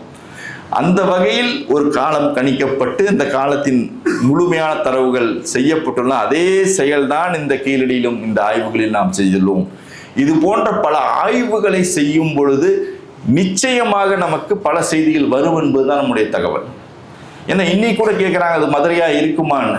எனக்கு தெரியல, மதுரையா இருக்குமா என்றால் இருக்கலாம், இருப்பதற்கான வாய்ப்புகள் இருக்குங்கிறது தான் எனக்கு தகவல். என்ற இப்போ ரீசெண்டாக நான் கூட லாஸ்ட் வீக் பேசும் பொழுது மகாபாரதத்தோட ஒப்பிட்டு பேசியிருந்தேன். மகாபாரதம் ராமாயணம் என்பது ஒரு அருமையான கதை. அதை யாரும் மறுப்பதற்கில்லை. அதை கதையாக பார்த்தோம்னா ரொம்ப நம்ம உயர்ந்த ஒரு காவியமாக நம்ம பார்க்கலாம். அதை வரலாறாக பார்த்தோம்னா தப்பாக போய் முடியும். அதுதான் உண்மை. வரலாறாக பார்த்தா தப்பாக போய் முடியும். கதையாக பார்த்தோம்னா எந்த பிரச்சனையும் கிடையாது. நீங்கள் எத்தனை வகையில் நீங்கள் கதையாக பார்த்துக்கலாம். அருமையான கதை, அதை யாரும் மறுப்பதற்கே இல்லை. ஆனால் ரீசெண்டாக பார்த்தீங்கன்னா ஒரு central institute of environmental studies Anna university இருக்கவங்க ஒரு ஆர்டிக்கிளை ரிலீஸ் பண்ணியிருந்தாங்க. 2025 இப்போ தான் ரிலீஸ் பண்ணியிருந்தாங்க. மணலூர் கீழடி இந்திய மகாபாரதம். மணலூரையும் கீழடியும் மகாபாரதத்தில் கொண்டு போய் இணைத்து விட்டார்கள். ரிப்போர்ட் இன்னும் வரல. நாங்கள் கொடுத்த ரிப்போர்ட்டே வெளில வரல. அதற்கு முன்னால் மணலூரையும் கீழடியும் கொண்டு இணைத்து விட்டார்கள். ஏனென்றால் மணலூர் என்பது ஒரு மிக முக்கியமாக இடமாக கருதப்படுகிறது. அந்த மணலூர் கம்மாய்க்கு மேற்கத்தாங்க இந்த கீழடி தொல்லியல் மேடை இருக்குது. அதனால தான் மதுரையாக இருக்குமாங்கிற டவுட் எல்லாத்துக்குமே வருது. நிச்சயமாக டவுட் வரத்தான் செய்யும். ஏன்னா 1880 நம்ம கோட்சவ் சால்மன் ஒப்பாட்டுங்கிறவர் இந்த மணலூரை மணிப்புரா என்று மகாபாரதத்தோட கனெக்ட் பண்ணியிருக்கார். அவர் ஒரு சான்ஸ்கிரிட் ப்ரொஃபஸர். அவர் சான்ஸ்கிரிட் ப்ரொஃபஸர் பார்த்தீங்கன்னா நம்ம பிரசிடென்சி காலேஜில் தான் வேலை பார்த்தவர். நம்முடைய சென்னை பிரசிடென்சி காலேஜில் வேலை பார்த்த ஒரு சான்ஸ்கிரிட் ப்ரொஃபஸர் தான். அவர் ஜெர்மன் பேசிக்கலி. அவர் நாட் ரஷ்யன் கிடையாது. நான் தப்பாக சொல்லிட்டேன் லாஸ்ட் மீட்டிங்கில் ரஷ்யன். அவர் ஜெர்மன். அவர் நம்ம சென்னையில் தான் பிரசிடென்சி காலேஜ் தான் வேலை பார்த்தார். அவர் தான் முதல் முறையாக இந்த மணலூரை கொண்டு போய் மணிப்புரா என்று சொல்லப்படுகிற அர்ஜுனன் அந்த ஓராண்டு இருப்பார் வெளில அந்த காலகட்டத்தில் தமிழ்நாட்டுக்கு வந்ததாகவும் அங்கு சித்ராங்கதா என்ற ஒரு பெண்ணை மணந்ததாகவும் அவர் பாண்டியனுடைய பெண்ணாக கருதப்பட்டு அந்த பாண்டியனுடைய பெண்ணை மணந்ததாகவும் அவனுக்கு பிறந்த மகன்தான் அந்த பாண்டிய நாட்டின் பாண்டிய வம்சம் தோன்றியதாக கதை இருக்கு. அந்த கதையை ரிலேட் பண்ணுறவரே கோட்சவ் ஒப்போட்டு தான். அவர் தான் முதல்ல அதை கனெக்ட் பண்ணுறாரு. அதே கதையை கொண்டு இப்போ கீழடி ஆய்வுகள் நடந்து கொண்டிருக்கு. நடக்கிற சமயத்தில் அதை கனெக்ட் பண்ணுறாங்க. இதுதான் மகாபாரதத்தினுடைய இடமாக அர்ஜுனன் கல்யாணம் பண்ண மதுரையாக இருக்கும் என்பதை கனெக்ட் பண்ணுறாங்க. புனைவுகளை ஈஸியாக கனெக்ட் பண்ணலாம், உண்மையை கனெக்ட் பண்ண முடியாது. அதான் உண்மை. ஆதாரங்கள், கீழடி சொல்லுகின்ற ஆதாரங்கள் வேற. தமிழர்களின் நகர நாகரிகத்தை எடுத்து சொல்கிறது. தமிழர்கள் எவ்வாறு பழமையானவர்கள் என்பதை எடுத்து சொல்கிறது. எப்படி தோன்றினார்கள் என்பதை சொல்கிறது. அவருடைய விவசாய முறையை சொல்கிறது. கால்நடை வளர்ப்பு முறையை சொல்கிறது. நகரங்கள் எவ்வாறு அமைக்கப்பட்டது என்று சொல்கிறது. அவருடைய வாணிக தொடர்பை சொல்கிறது. ஆனால் புராணம் என்பது எளிதில் கனெக்ட் பண்ணுறதுக்கான ஒரு மீடியா கனெக்ட் பண்ணுவாங்க ஈஸியாக. அது நடக்கட்டும். ஏனென்றால் மணலூர் என்ற இடம் மதுரையாக இருக்குமா என்ற கேள்வி நிறைய பேர்த்துக்கு வருது. நிச்சயமாக எங்களுக்கு கூட டவுட் இருக்குது. மதுரையாக இருக்கலாம் என்பது தான் நாங்கள் சொல்கிறோமே தவிர மதுரை என்று உறுதியாக தொல்லியல் ரீதியாக எந்த ஆதாரத்தையும் நாங்கள் சொல்கிறது கிடையாது. அதற்கு ஒரு காரணம் பார்த்தீங்கன்னா பெரும்பற்று புலியூர் நம்பிகள் எழுதிய திருவிளையாடல் புராணம். பெரும்பற்று புலியூர் நம்பிகள் எழுதிய திருவிளையாடல் புராணம் தான் முதன்மையான புராணம். பரஞ்சோதி எழுதின திருவிளையாடல் புராணம் பின்னாடி வந்தது. அது 15ஆம் நூற்றாண்டை சார்ந்த திருவிளையாடல் புராணம். பெரும்பற்று புலியூர் நம்பி எழுதியது 18ஆம் நூற்றாண்டு திருவிளையாடல் புராணம். அந்த திருவிளையாடல் புராணத்தில் உங்களுக்கு மதுரை படலத்தில் மதுரை என்ற நகரம் மணலூர் பக்கத்தில் தான் இருந்ததுங்கிறத கன்ஃபார்மாக சொல்லுது. ஆனால் அது புராணம் தான், புராணமாக இருக்கட்டும். ஆனால் ஹிஸ்டாரிக்கல் ரெஃபரன்ஸாக அது என்ன சொல்லுதுன்னா மதுரைக்கு பக்கத்தில், மதுரை என்பது மணலூர் பக்கத்தில் தான் இருந்துள்ளது. இன்னைக்கு இருக்க மதுரை என்பது ஒரு கோயில் கட்டப்பட்டு கடம்ப வடம் அழிக்கப்பட்டு கோயில் கட்டப்பட்டு நகரம் உருவாக்கப்பட்டது என்ற ஒரு செய்தியை சொல்லுது. நிச்சயமாக அது இருக்கலாங்கிறது டவுட் தான் நமக்கு வருது. ஏனென்றால் மதுரை இன்னைக்கு பார்த்தீங்கன்னா மதுரையில் நடுவில் தான் கோயில் இருக்கும். மதுரையில் எந்த ஊர்லேயும் பார்த்தீங்கன்னா கோயில் ஏதோ ஒரு ஓரத்தில் இருக்கும், ஊர் எங்கேயா டெவலப் ஆகிருக்கும். ஆனால் மதுரை நீங்கள் பாருங்கள், கோயில் நடுவில் இருக்கும். அந்த கோயிலை சுற்றி தான் அந்த மதுரை நகரமே வளர்ந்துருக்கு. இன்னைக்கு கூட மதுரை நகரம் என்பது இந்த கோயிலை சுற்றி தான் வளர்ந்துருக்கு. கோயில் தான் நடுவில் இருக்குது. ஆனால் அதனால் அந்த புராணம் சொல்வது சில வகையில் சரியாக இருக்கும் என்று நம்ப முடிகிறது. ஆனால் தொல்லியல் ரீதியாக நமக்கு எந்த ஆதாரம் கிடைக்கல. ஆனால் அந்த மணலூர் கம்மாய்க்கு மேற்கத்தான் அந்த கீழடி மேடே நமக்கு கிடைச்சிருக்கு. மிகப்பெரிய மேடு. இப்போ 110 ஏக்கர் மேடு இருக்குது. தென்னைந்தோப்புகளால் காப்பாற்றப்பட்ட மேடு. இன்னைக்கு இருக்க மேட்டோட அளவு 110 ஏக்கர் தான். அதுக்கு முன்னாடி பெரிதாக கூட இருந்திருக்கலாம் என்பதுதான் தகவல். ஆனால் அது உண்மைதான். சில சமயம் ராஜமாணிக்கனாரும் சொல்கிறாரு, இன்னைக்கு இருக்க மதுரை பார்த்தீங்கன்னா மதுரை கிடையாது. அவருடைய 10 பாட்டாய்வு நூலில் கன்ஃபார்மாக சொல்கிறார், இன்னைக்கு இருக்க மதுரை கிடையாது. சங்க காலத்தில் இருந்த மதுரை திருப்பரங்குன்றத்துக்கு நேர்கிழக்கே தான் இருந்திருக்குன்னு சொல்கிறார். நாங்கள் ஜியோ கோஆர்டினேட்ஸ் வச்சு கூட பார்த்துடுவோம். கீழடி இடத்திலிருந்து நீங்கள் மேற்கே பார்த்தீங்கன்னால் உங்களுக்கு திருப்பரங்குன்றம் தான் இருக்குது. அதே போல் பார்த்தீங்கன்னா சிலப்பதிகாரம் சொல்கின்ற தகவல் ஒத்தக்கடையிலேருந்து கோவலனும் கண்ணையும் கிழக்கு பக்கம் தான் போனதாக செய்தி. கிழக்கு பக்கம் தான் போயிருக்காங்க மதுரைக்கு. இன்னைக்கு மதுரை பார்த்தீங்கன்னா மேற்க இருக்குது. ஒத்தக்கடையிலேருந்து நீங்கள் மேற்க போனால் தான் மதுரைக்கு போக முடியும். அப்போ சில தகவல்கள் நம்முடைய இலக்கியங்களில் இருக்கின்றன, அது உண்மையா இருக்குமாங்கிறதுக்கான தேடுதல்கள் இன்னும் நாம் செய்ய வேண்டும், நிச்சயமாக செய்ய வேண்டியது இருக்கின்றது. ஏனென்றால் மதுரை எரித்த கண்ணகி மதுரையை விட்டு வெளியேறி முதல்ல நெடுவேல் குன்றத்தில் ஏறினாள் என்று சொன்னார். நெடுவேல் குன்றம் என்பது இன்னைக்கு இருக்கின்ற திருப்பரங்குன்றம் என்பதுதான் தமிழ் அறிஞர்கள் சொல்லுகின்ற ஒரு கருத்து. நிச்சயமாக இருக்கலாம், இருப்பதற்கான வாய்ப்புகள் உண்டு. அந்த செய்திகளை எல்லாம், இந்த இலக்கியங்களில் கிடைக்கின்ற செய்திகள் எல்லாம் இன்றைய தொல்லியல் ஆய்வுகளில் நாம் ஈடுபடுத்தும் பொழுதுதான் உண்மையான தகவல்கள் நமக்கு கிடைக்க பெறும். அவ்வகையில் கிடைக்கப்பெறும் தகவல்களை வைத்துத்தான் வரலாற்றை உருவாக்க வேண்டும் என்பதை நாங்கள் சொல்லிட்டு இருக்கோம். ஏன்னா இலக்கியங்கள் சொல்கின்றன செய்தி, அந்த செய்திகள் நமக்கு அடிப்படையில் தொல்லியலாக கிடைக்கின்றன.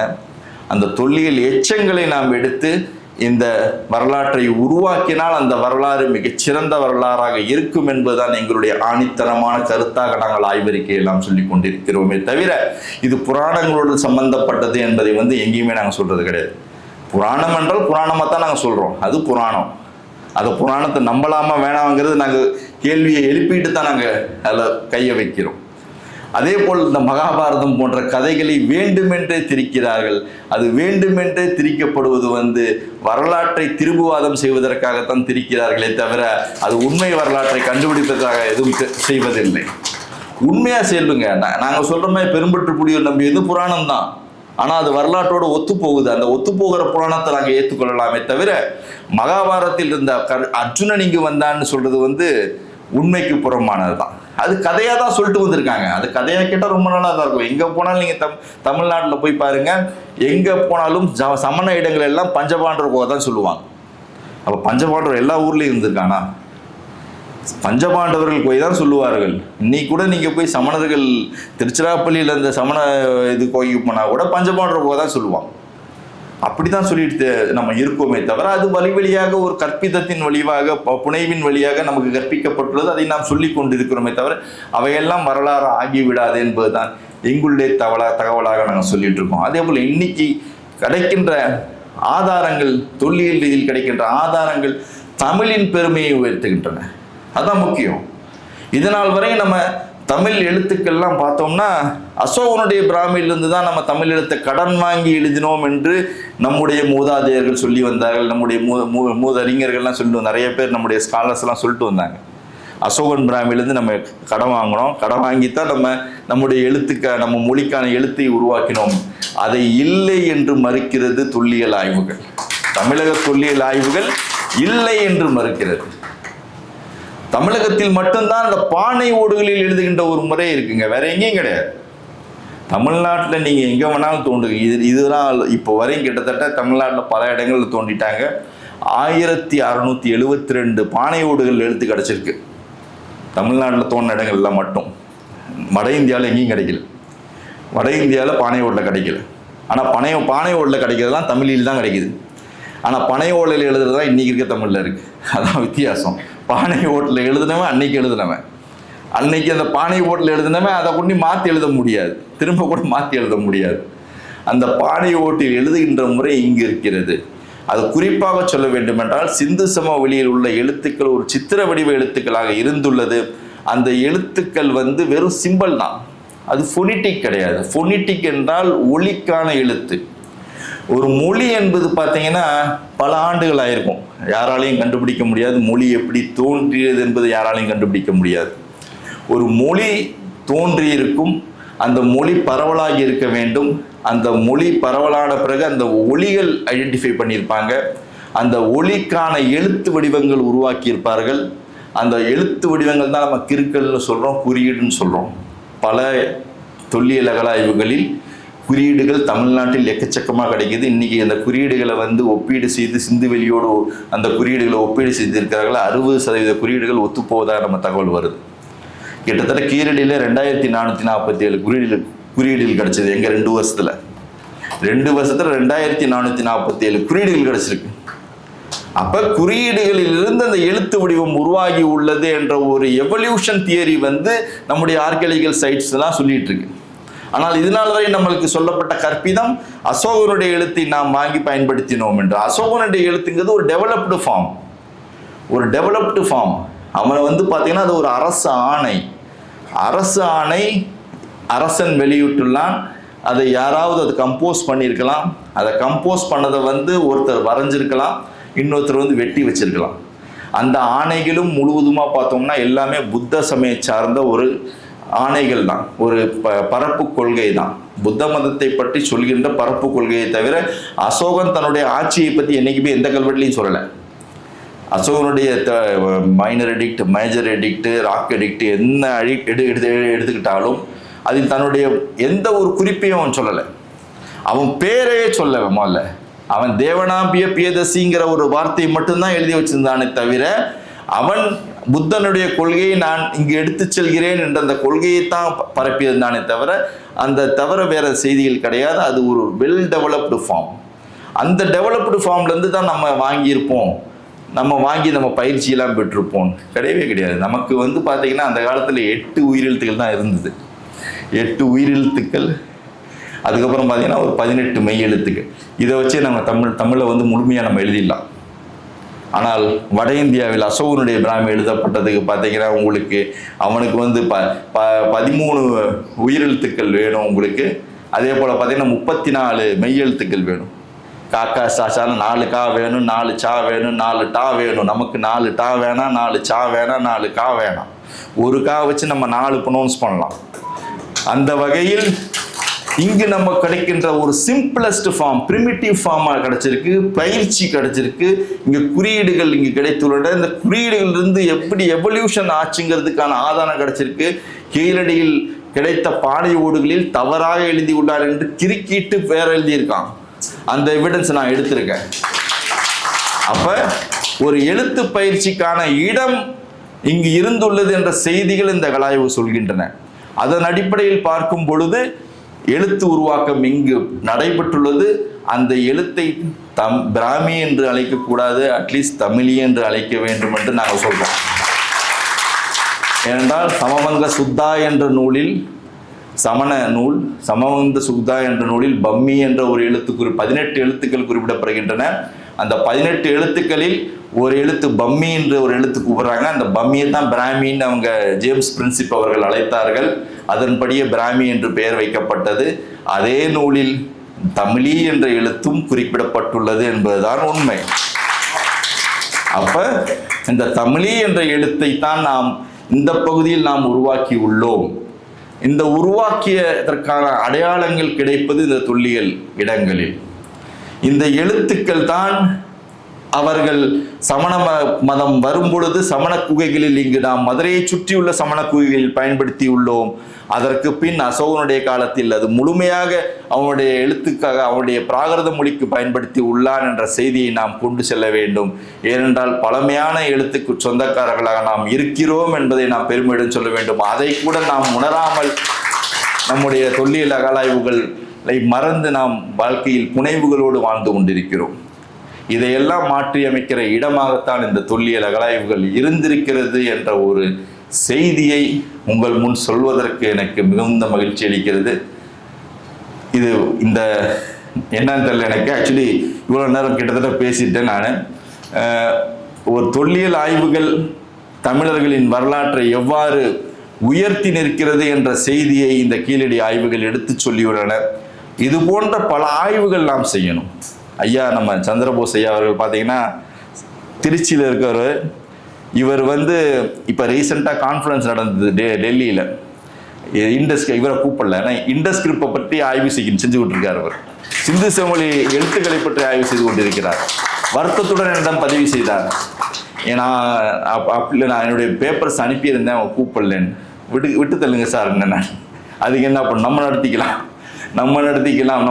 நம்முடைய பெருமை நாம் எடுத்து சொல்லலாம் என்ற ஒரு மிகச்சிறந்த ஆளுமைகள்லாம் இந்த மண்ணில் நிறைந்த இந்த ஆளுமைகளோடு நான் உரையாடுவதற்கு ஒரு நல்ல ஒரு வாய்ப்பை இந்த களம் இலக்கிய அமைப்பு எனக்கு ஏற்படுத்தி கொடுத்துள்ளது எனக்கு கொஞ்சம் மகிழ்ச்சியாக இருக்கிறது. அவர்களுக்கு எனக்கு நெஞ்சார்ந்த நன்றியை தெரிவித்துக் கொள்கிறேன். நன்றி, வணக்கம். உங்களுடைய தலைமையில இதே இடத்துல சிந்து சமூக எழுத்துக்களை ராமகிருஷ்ணன் படிப்பார். தேங்க்யூ. 15 லட்சம் ஆண்டுகள் முன்னாடி வருதுன்னு நம்ம சொல்றோம். அது வந்து பார்த்திங்கன்னா பேலியோலித்திக் ஏஜ். அது வந்து ஹோமோ எரெக்டஸ் என்ற சொல்லப்படுகிற ஒரு காலகட்டத்தை சார்ந்த மக்கள் வாழ்ந்ததாக நமக்கு அறிவியல் ரீதியாக சொல்கின்ற தகவல். அதற்கு பின்னால் தமிழகத்தில் இன்னும் சரியாக காலகட்டம் வந்து நம்ம கட்டமைக்கலை. அதுக்கப்புறம் பார்த்தீங்கன்னா மெசோலித்திக்னு சொல்லப்படுகின்ற மைக்ரோலித்திக் நுண்கற்காலம் என்ற ஒரு கருவி காலம் இருந்திருக்கிறது. அதுக்கப்புறம் புதிய கற்காலம் என்ற ஒரு கருவி காலம் இருக்கிறது. அதுக்கப்புறம் மெகலித்திக் பரியல்னு சொல்கிறோம். அதுக்கப்புறம் சங்கமேஜ்னு சொல்கிறோம். அதுக்கப்புறம் தான் உங்களுக்கு ஹிஸ்டாரிக்கல் பீரியட் வருது. ஆனால் இந்தியாவை பொறுத்தளவு வந்து ஓரளவு நம்ம வந்து பேலியோலித்திக் ஏஜை வந்து நம்ம அசஸ் பண்ணுறோமே தவிர Neolithic age as well as இந்த ஹரப்பன், இந்த அயன் ஏஜ், இந்த மெகலித்திக்ங்கிறதுல இன்னும் கன்ஃபியூஷன்ஸ் நம்ம பார்த்துக்கிட்டு தான் இருக்கோம். நம்ம சிந்து சமவெளி நாகரிகம் என்பது பார்த்திங்கன்னா ஒரு முதல் கட்ட நகர நாகரிகம். ஒரு முதல் கட்ட நகர நாகரிகம் வந்து பார்த்திங்கன்னா சிந்து சமவெளி நாகரிகம் இந்தியாவிலே கிமு 3000 ஆரம்பித்து கிமு 1600 வரை இயங்கியதாக நாம் இன்று கால வரையறை செஞ்சுருக்கோம். அது வந்து 3 கட்டமாக பிரிச்சிருக்கோம். கிமு 3000 கிமு 2600 வரை ப்ரீ ஹரப்பன்னு சொல்லுவோம். அதுக்கப்புறம் பார்த்தீங்கன்னா கிமு 2600 கிமு 1900 வரை மெச்சூர்ட் ஹரப்பன்னு சொல்லுவோம். அந்த சமயம்தான் அந்த நாகரிகத்தின் உச்சகட்டம்னு சொல்லுவோம். உச்சகட்டமாக இருந்த நாகரிகம். அதே போல் கிமு 1900 கிமு 1600 வந்து அது வீழ்ச்சி அடைய தொடங்கி விட்டது. லேட் ஹரப்பன்னு சொல்லுவோம். லேட் ஹரப்பன் ஃபேஸ் பார்த்தீங்கன்னா பெரும்பாலும் இந்த யமுனை, அந்த நம்ம ராஜஸ்தான், ஹரியானா பகுதியில் நிறைய கிடைக்குது. இன்னைக்கு கூட சனௌலின்னு ஒரு இடத்த தோண்டிட்டு இருக்காங்க. அங்கே ஒரு தேரை கண்டுபிடிச்சதா சொன்னாங்க. மகாபாரதத்தோட கனெக்ட் பண்ணாங்க. அதுவும் தோல்வியில தான் முடிஞ்சது. அது மகாபாரத தேர் கிடையாது. அது late Harappan period. Late Harappan காலத்தை சார்ந்த ஒரு அந்த தேர் கூட பார்த்தீங்கன்னா ஸ்போக்ஸ்லெஸ் வீல் தான். ஸ்போக்ஸோட வீல் தான் ஆரியர்களுடைய தேர். நம்ம சொல்லுவ ஆரியர்கள் வந்து 1500 அப்புறம் தான் வந்திருக்காங்க. அதுதான் டிஎன்ஏ R1A1 என்ற டிஎன்ஏ சொல்கிற ஒரு கடைசி தகவல். ஸ்டெபி நொமேட் என்று சொல்கிற அந்த டிஎன்ஏ வந்து R1A1 என்ற டிஎன்ஏ வந்து வந்ததே வந்து லேட். இந்த இம்யூனாலஜி ஸ்டடி பண்ணும்போது அந்த டிஎன்ஏலாம் கண்டுபிடிக்கிறாங்க. கண்டுபிடிச்சி இன்னைக்கு பல கிளாசிஃபிகேஷன்ஸ் பண்ணி வச்சுருக்காங்க டிஎன்ஏல. அதில் R1A1 லேட்டாக வந்தது. அவங்க வந்த காலகட்ட தேர் வந்து பார்த்தீங்கன்னா ஸ்போக்ஸ் வீல். ஆனால் சனோலியில் கிடச்சது வந்து ஸ்போக்ஸ்லெஸ், வெறும் ஒரு மாட்டு வண்டி தான். அந்த மாட்டு வண்டி தேராகினாங்க. அதுவும் நிலைக்கவில்லை. அந்த காலகட்டம் வந்து பார்த்தா லேட் ஹரப்பன்னு சொல்லுவோம். ஆனால் அந்த மெகர்கர்ன்ற இடம் பார்த்தீங்கன்னா சிந்து சமவெளி நாகரிகத்துக்கு மிக முக்கிய இடமாக கருதப்படுகிறது. மெகர்கரில் தான் உங்களுக்கு 700 BC போகுது. அப்போ தான் நியோலித்திக் ஸ்டேஜ் வந்து நம்ம இந்தியாவில் உருவாகுதுன்னு நம்ம சொல்கிறோம். இந்தியாவில் இப்போ இயர்லியஸ்ட் நியோலித்திக் ஸ்டேஜ்னா உங்களுக்கு 10,000 BC நம்ம சொல்லிட்டு இருக்கோம். கிட்டத்தட்ட இப்போ 7000 BCங்கிறது கன்ஃபார்மாக நம்ம மெகர்கரில் சொல்கிறோம். அந்த 7000 BCயிலிருந்து ஆரம்பித்து லேட் ஹரப்பன் வரையும் கிடைக்கிற ஒரே சீக்குவன்ஸ் வந்து பார்த்தீங்கன்னா மெகர்கர் தான். உங்களுக்கு பார்த்தீங்கன்னா நியோலித்திக், அதில் வந்து செராமிக், அசெராமிக்னு கிடைக்கும். பானைகள், நியோலித்திக்கில் பானைகள் உருவாவதற்கு முன்னால் ஒரு காலம், பானை உருவான பிறகு ஒரு காலம், அதற்கு பின்னால் பார்த்தீங்கன்னா பிரிய ஹரப்பன் உருவாகும். பிரிய ஹரப்பனுக்கு அப்புறம் ஹரப்பன், மெச்சூர் ஹரப்பன் உருவாகும். மெச்சூர் ஹரப்பனுக்கு அப்புறம் லேட் ஹரப்பன் உருவாகும். லேட் ஹரப்பன் டிக்ளைன் ஆகிடுது. அதுக்கப்புறம் ஃபுல்லாக டிக்ளைன் ஆகிடுது. அந்த மக்கள் எங்கே போயிருப்பார்கள் தான் கேள்வி. ஏனென்றால் இயற்கை சூழலால் மக்கள்கள் இடம் மாற்றம் அடைவது என்பது இயல்பு தான். என்றைக்குமே வந்து பார்த்தீங்கன்னா மக்கள் வந்து இடம்பெயர்ந்து கொண்டே இருப்பான். நகர்ந்தவர்கள் தான் நாகரிகத்தை கட்டமைப்பார்கள் என்பது பாலகிருஷ்ணன் சாருடைய கூற்று.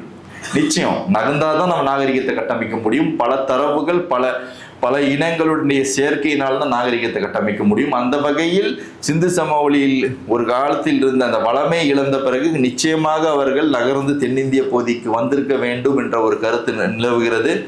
அதற்கு முன்னாலே அந்த சமகால கட்டத்தில் இங்கு மெகலித்திக் பரியல் என்று சொல்லப்படுகின்ற மக்கள் இருந்திருக்காங்க. அவங்க தான் ஏன்சியன்ட் ஏன்செஸ்ட்ரல் சவுத் இந்தியன்னு பேர், ஆதி தொல் தென்னிந்திய குடிகள்னு பேர். அவங்களும் நம்முடைய ஈரானிய விவசாய குடிகளும் இணைந்து தான் ஏன்செஸ்ட்ரல் சவுத் இந்தியன் என்று உருவாக்குறோம். அந்த ஏன்செஸ்ட்ரல் சவுத் இந்தியன் பார்த்தீங்கன்னா அந்த உருவாகிற இடமே வந்து ஹரப்பன் தான். இந்த ஹரப்பன் பகுதியில் உருவாகிறனால தான் நம்ம என்ன சொல்கிறோம், நம்முடைய சங்க இலக்கியங்கள் பல மீள் பதிவுகள் நம்ம சிந்து சமவெளி நாகரிகத்தின் மீள்பதிவுகளை சங்க இலக்கியங்கள் சுமந்து கொண்டிருக்கின்ற அந்த கருத்தை சொல்லுறோம். அந்த பகுதியில் இந்த மொழி உருவாவதற்கான வாய்ப்பு இருந்திருக்கும். ஏன்னா இன்னைக்கு தமிழ் நம்ம சொல்றோம், இந்த தமிழ் எத்தனை ஆண்டுகளுக்கு முன்னால் உருவாகியதுன்னு நமக்கு தெரியல. பழமையான மொழி தமிழ் தான், ஆனால் திராவிட குடும்பத்திலே மிக பழமையான மொழி தான் தமிழ். அந்த மொழி தமிழ் மொழியாக உருவானதா இல்லை புரோட்டோ திராவிடியன் ஏதாவது ஒரு மொழி இருந்ததா என்பதற்கான ஆய்வுகள் நடந்து கொண்டுதான் இருக்கின்றன. அந்த புரோட்டோ திராவிடியன் என்ற மொழி இருந்திருந்தால் அது சிந்து சமவெளி நாகரிகத்தில் உருவாயிருக்க வேண்டும் என்ற ஒரு கருத்து நமக்கு நிலவுகிறது. அவர்கள்தான் இந்த மொழியை சுமந்து கொண்டு இந்த பகுதியில் அதை ஆவணப்படுத்தி வைத்திருக்க வேண்டும் என்ற செய்தி நமக்கு கிடைக்கிறது. அதுதான் நீ சொல்லுவாங்க மெகலித்திக் பரியல் அயனேஜ்னு சொல்லுவாங்க. என்னை பொறுத்தளவு மெகலித்திக் பரியல் நான் சங்கம் தான் சொல்றேன். ஏன்னா சங்க இலக்கியங்களில் அந்த பெருங்கற்கால காலத்தை பற்றி ஈம சின்னங்களை பற்றி பகல தகவல்கள் குறிப்பிடப்பட்டுள்ளன. அதுதான் உண்மை. நம்ம களம் செய்யும் கோவை என்று நம்ம எழுதிய நம்ம பாலகிருஷ்ணன் சாருடைய அந்த புறநானூற்று பாட்டில் தன்னுடைய தலைவி ஒருவர் தன்னுடைய தலைவன் இறந்ததை குறிக்கும் வகையில் அவன் இறந்து விடுகிறான். அவனுடைய இறப்பு சடங்கில் பெரிய தாலியை செய்யுங்கள், எப்படி வண்டி சக்கரத்தில் பள்ளி ஒட்டி உள்ளதோ அதுபோல நான் அவனுடன் சேர்ந்து என்னையும் புதைத்து விடுங்கள் என்ற ஒரு தகவலை களம் செய்யும் கோவை என்ற பாடல் புறநானூறு பாடல் எடுத்து சொல்கிறது. அப்படி என்றால் நாம் இந்த பெருங்கற்கால காலம் நம்ம என்ன நினைச்சிட்டு இருக்கோம்னா அது தனி ஏஜ், அது பரியல் தான் இருக்குன்னு நினச்சிட்டு இருக்கோம். நாங்கள் சொல்கிறோம் பரியல் இல்லைங்க, பரியலுங்கிறது ஒரு ஹேபிடேஷனுடைய ஒரு பார்ட்டு. ஏனென்றால் ஒரு வாழ்விட பகுதியுடைய மக்கள் ஒரு இடத்தில் நிலையாக வாழ்ந்தால் மட்டும்தாங்க ஒரு புதைப்பிடத்தை உருவாக்க முடியும். நாடோடிகளுக்கு புதைப்பிடமே தேவையில்லைங்க. ஊரை விட்டு ஊர் போகிறவனுக்கு புதைப்பிடமே தேவையில்லை. எங்கே வேணாலும் தூக்கி போட்டு போகலாம், எரிச்சிட்டு போகலாம், என்ன வேணாலும் பண்ணலாம். ஆனால் ஒரு இடத்தில் நிலையாக ஒருவன் இருந்து தன்னுடைய வளமையை பெருக்க வேண்டும் என்றால் அவன் அந்த மூதாதையர்களுக்கு மரியாதை செலுத்துகின்ற ஒரு பழக்கம் ஏற்படும். அந்த பழக்கத்தின் காரணமாகத்தான் இந்த மெகலித்திக் பரியல் என்ற அந்த பரியல் சிஸ்டம்லாம் உருவாகிருக்கு. அது அந்த அந்த சுற்றுச்சூழலுக்கு ஏற்றபடி இந்த பரியல் ஏற்பட்டிருக்குங்கிற செய்தியை நாங்கள் சொல்கிறோம். அப்போ மெகலித்திக் பரியல் என்பது சங்க காலமாக இருக்கலாம் என்ற ஒரு கருதுகோளை வைத்து நாம் இன்னும் முன் நகர வேண்டும். ஏன்னா இன்னைக்கு இரும்பு பார்த்தீங்கன்னா சிவகலையில் 3300ன்னு சொல்கிறோம். அதற்கு முன்னாடி பார்த்தீங்கன்னா மயிலாடும்பாறையில் 2142 இரும்பு பயன்படுத்துகிறா சொல்கிறாங்க. இன்னைக்கு 3300 போயாச்சு. கிட்டத்தட்ட 5300 ஆண்டுகளுக்கு முன்னால் இரும்பை நாம் கண்டுபிடித்தோமே ஆனால் நிச்சயமாக நம்ம நகர நாகரிகம் 1000 BCக்கு முன்னாடியே உருவாகியிருக்கணும். இரும்பு தான் அந்த 5300 வருஷம் முன்னாடி கண்டுபிடிச்ச இரும்பு தான் இன்னைக்கு இந்த நிலைமைக்கு நம்ம கொண்டு வந்து உட்கார வச்சிருக்கு. வேற ஒண்ணுமே கிடையாது. அந்த இரும்பு கண்டுபிடிக்கப்படவில்லை என்றால் இன்று இந்த உலகம் இவ்வளவு தூரம் வந்திருக்குமாங்கிற கேள்வி வந்திருக்கும். இரும்பு தான் மிக முக்கியமான புரட்சி. மனிதனுடைய கண்டுபிடிப்பில் இரும்பு தான் மிக முக்கியமான புரட்சி. அந்த இரும்புக்கான தடயம் நம்ம அனட்டோலியா நினைச்சிட்டு இருந்தோம், இன்னைக்கு சிவகலையில் கிடைக்கிது. இன்னும் அது முழுமையாக ஆய்வு செய்யப்பட வேண்டும். அது எவ்வாறு இந்த இரும்புகள் எப்படி எடுத்து உருக்கப்பட்டன என்ற டெக்னாலஜியை நம்ம தெரிஞ்சுக்கணும். ஏன்னா இங்கே பார்த்தீங்கன்னா தெலுங்கானூரில் மேற்கொண்ட ஆய்வுகளில் நமக்கு ஸ்டீல் கிடைக்குது. அந்த ஸ்டீல் பார்த்தீங்கன்னா டெமாஸ்கஸ் ஸ்டீல், டெமாஸ்கஸில் பயன்படுத்தி அந்த வால் அந்த நுட்பத்தை இங்கிருந்து கட்டு சென்றுள்ளனர். ஏனென்றால் இரும்பு பார்த்தீங்கன்னா இரும்பில் நீங்கள் கார்பனை கலந்தால் மட்டும்தான் ஸ்டீல் ஆக முடியும். 0.5% to 1.5% கார்பனை கலந்தால் மட்டும்தான் ஸ்டீலாக மாறும், இல்லைன்னா ஸ்டீலாக மாறாது. நீங்கள் அதை விட 2.5% மேலே நீங்கள் கரியை கலந்தீங்கன்னா மண்ணாக போயிடும், இரும்பு மண்ணாக போயிடும். நீங்கள் இரும்பை தனியாக வச்சா கூட மண்ணாக போயிடும். நீங்கள் எஸ்கவேஷனில் இரும்பு எடுக்கலாம், ஆனால் எடுத்தீங்கன்னா அந்த இரும்பு கொஞ்ச நாள் வச்சிங்கன்னா தூள் தூளாக போயிடும். அந்த கார்பனை கலந்து அந்த எக்கு உருவாக்கி இருக்க டெக்னாலஜியும் உருவாக்கியவன் தெலுங்கானூரில் 1500 BC இங்கே கண்டுபிடிச்சிருக்கோம். அப்போ படிப்படியாக இரும்பு பயன்படுத்தப்பட்டுள்ளது, இரும்பு கண்டுபிடிக்கப்பட்டுள்ளது, பயன்படுத்தப்பட்டுள்ளது. அந்த இரும்பிலிருந்து எக்கு பயன்படுத்தப்பட்டுள்ளது. எக்கின் கண்டுபிடிப்பின் மூலம்தான் இந்த உலகத்தில் மறுமலர்ச்சி ஏற்பட்டுள்ளது. அதன் விளைவாகத்தான் நகர நாகரிகங்கள் தோன்றியுள்ளன. அவ்வாறு ஒரு நகர நாகரிகம், முதல் கட்ட நகர நாகரிகம் சிந்து வெளியில் தோன்றியது. இந்தியாவை பொறுத்தளவு பின்னால் அதை டிஸ்இன்டகிரேட் ஆன பிறகு எங்கெங்கு அவங்களுக்கு ரிசோர்ஸஸ் இருக்கோ அந்த இடத்துங்களில் நகர நாகரிகங்களை உருவாக்கியுள்ளார். அந்த வகையில் நம்முடைய தென்னிந்திய நதிக்கரைகள் எல்லாம் நகர நாகரிகங்கள் உருவாக்கி உள்ளார்கள் என்ற செய்திகள் இப்பொழுது நமக்கு வந்து கொண்டிருக்கின்றன. ஆய்வுகள் தேவை. என்னை பொறுத்தளவு இன்னும் ஆய்வு செய்யணும். ஆய்வாளர்களை ஆய்வு செய்ய விடுறதில்ல. அதான் பிரச்சனை இங்கே. ஆய்வாளர்களை ஆய்வு செய்ய எங்களை போல வேலை செய்ய விட்டா நாங்கள் என்றைக்குமே நான் சரி பணியாளர் தாங்க. வேலை செய்ய விட்டால் நாங்கள் செஞ்சுட்டே இருப்போம். வேலை செய்ய விட்டா செஞ்சுட்டே இருப்போம். சும்மா தான் உட்காந்துருக்கேன். சொல்லி நண்பர் தங்கராஜ் அவர்களை நன்றிகளை சொல்ல வருமாறு அன்புடன். அனைவருக்கும் இனிய மாலை வணக்கம். நமது களம் அமைப்பின் அன்பான அழைப்பை ஏற்று பல்வேறு பணிகளுக்கு இடையே இங்கு வருகை புரிந்து நம்மிடையே சிறந்த பல கருத்துக்களை பரிமாறிக்கொண்ட சிறப்பு விருந்தினர் மரியாதைக்குரிய ஐயா அமர்நாத் ராமகிருஷ்ணன் அவர்களுக்கும் களம் அமைப்பின் அனைத்து உறுப்பினர்கள் சார்பாக நெஞ்சார்ந்த நன்றியை தெரிவித்துக் கொள்கின்றோம். எங்களது இந்த நிகழ்வை தலைமையேற்று நடத்தி கொடுத்த டாக்டர் கே பாலசுப்ரமணியன் அவர்களுக்கும் முன்னிலை வகித்த மருத்துவர் எஸ் செந்தில்குமார் அவர்களுக்கும் வரவேற்புரை வழங்கிய டாக்டர் பி ஸ்ரீதரன் அவர்களுக்கும் எங்களது நன்றியை தெரிவித்துக் கொள்கிறோம். எங்களது அழைப்பை ஏற்று இங்கு வருகை புரிந்து கலந்து கொண்ட தமிழ்நாடு முற்போக்கு எழுத்தாளர்கள் சங்க கூட்டமைப்பின் நண்பர்கள், களம், வானம், வயல் நண்பர்கள் அனைவருக்கும் எங்களுக்கு நெஞ்சார்ந்த நன்றியை தெரிவித்துக் கொள்கின்றோம். எங்களது அழைப்பை ஏற்று இங்கு வருகை புரிந்துள்ள அனைத்து நண்பர்களுக்கும் பெரியவர்களுக்கும் எங்களது நன்றியை உரித்தாக்கிக் கொள்கின்றோம்.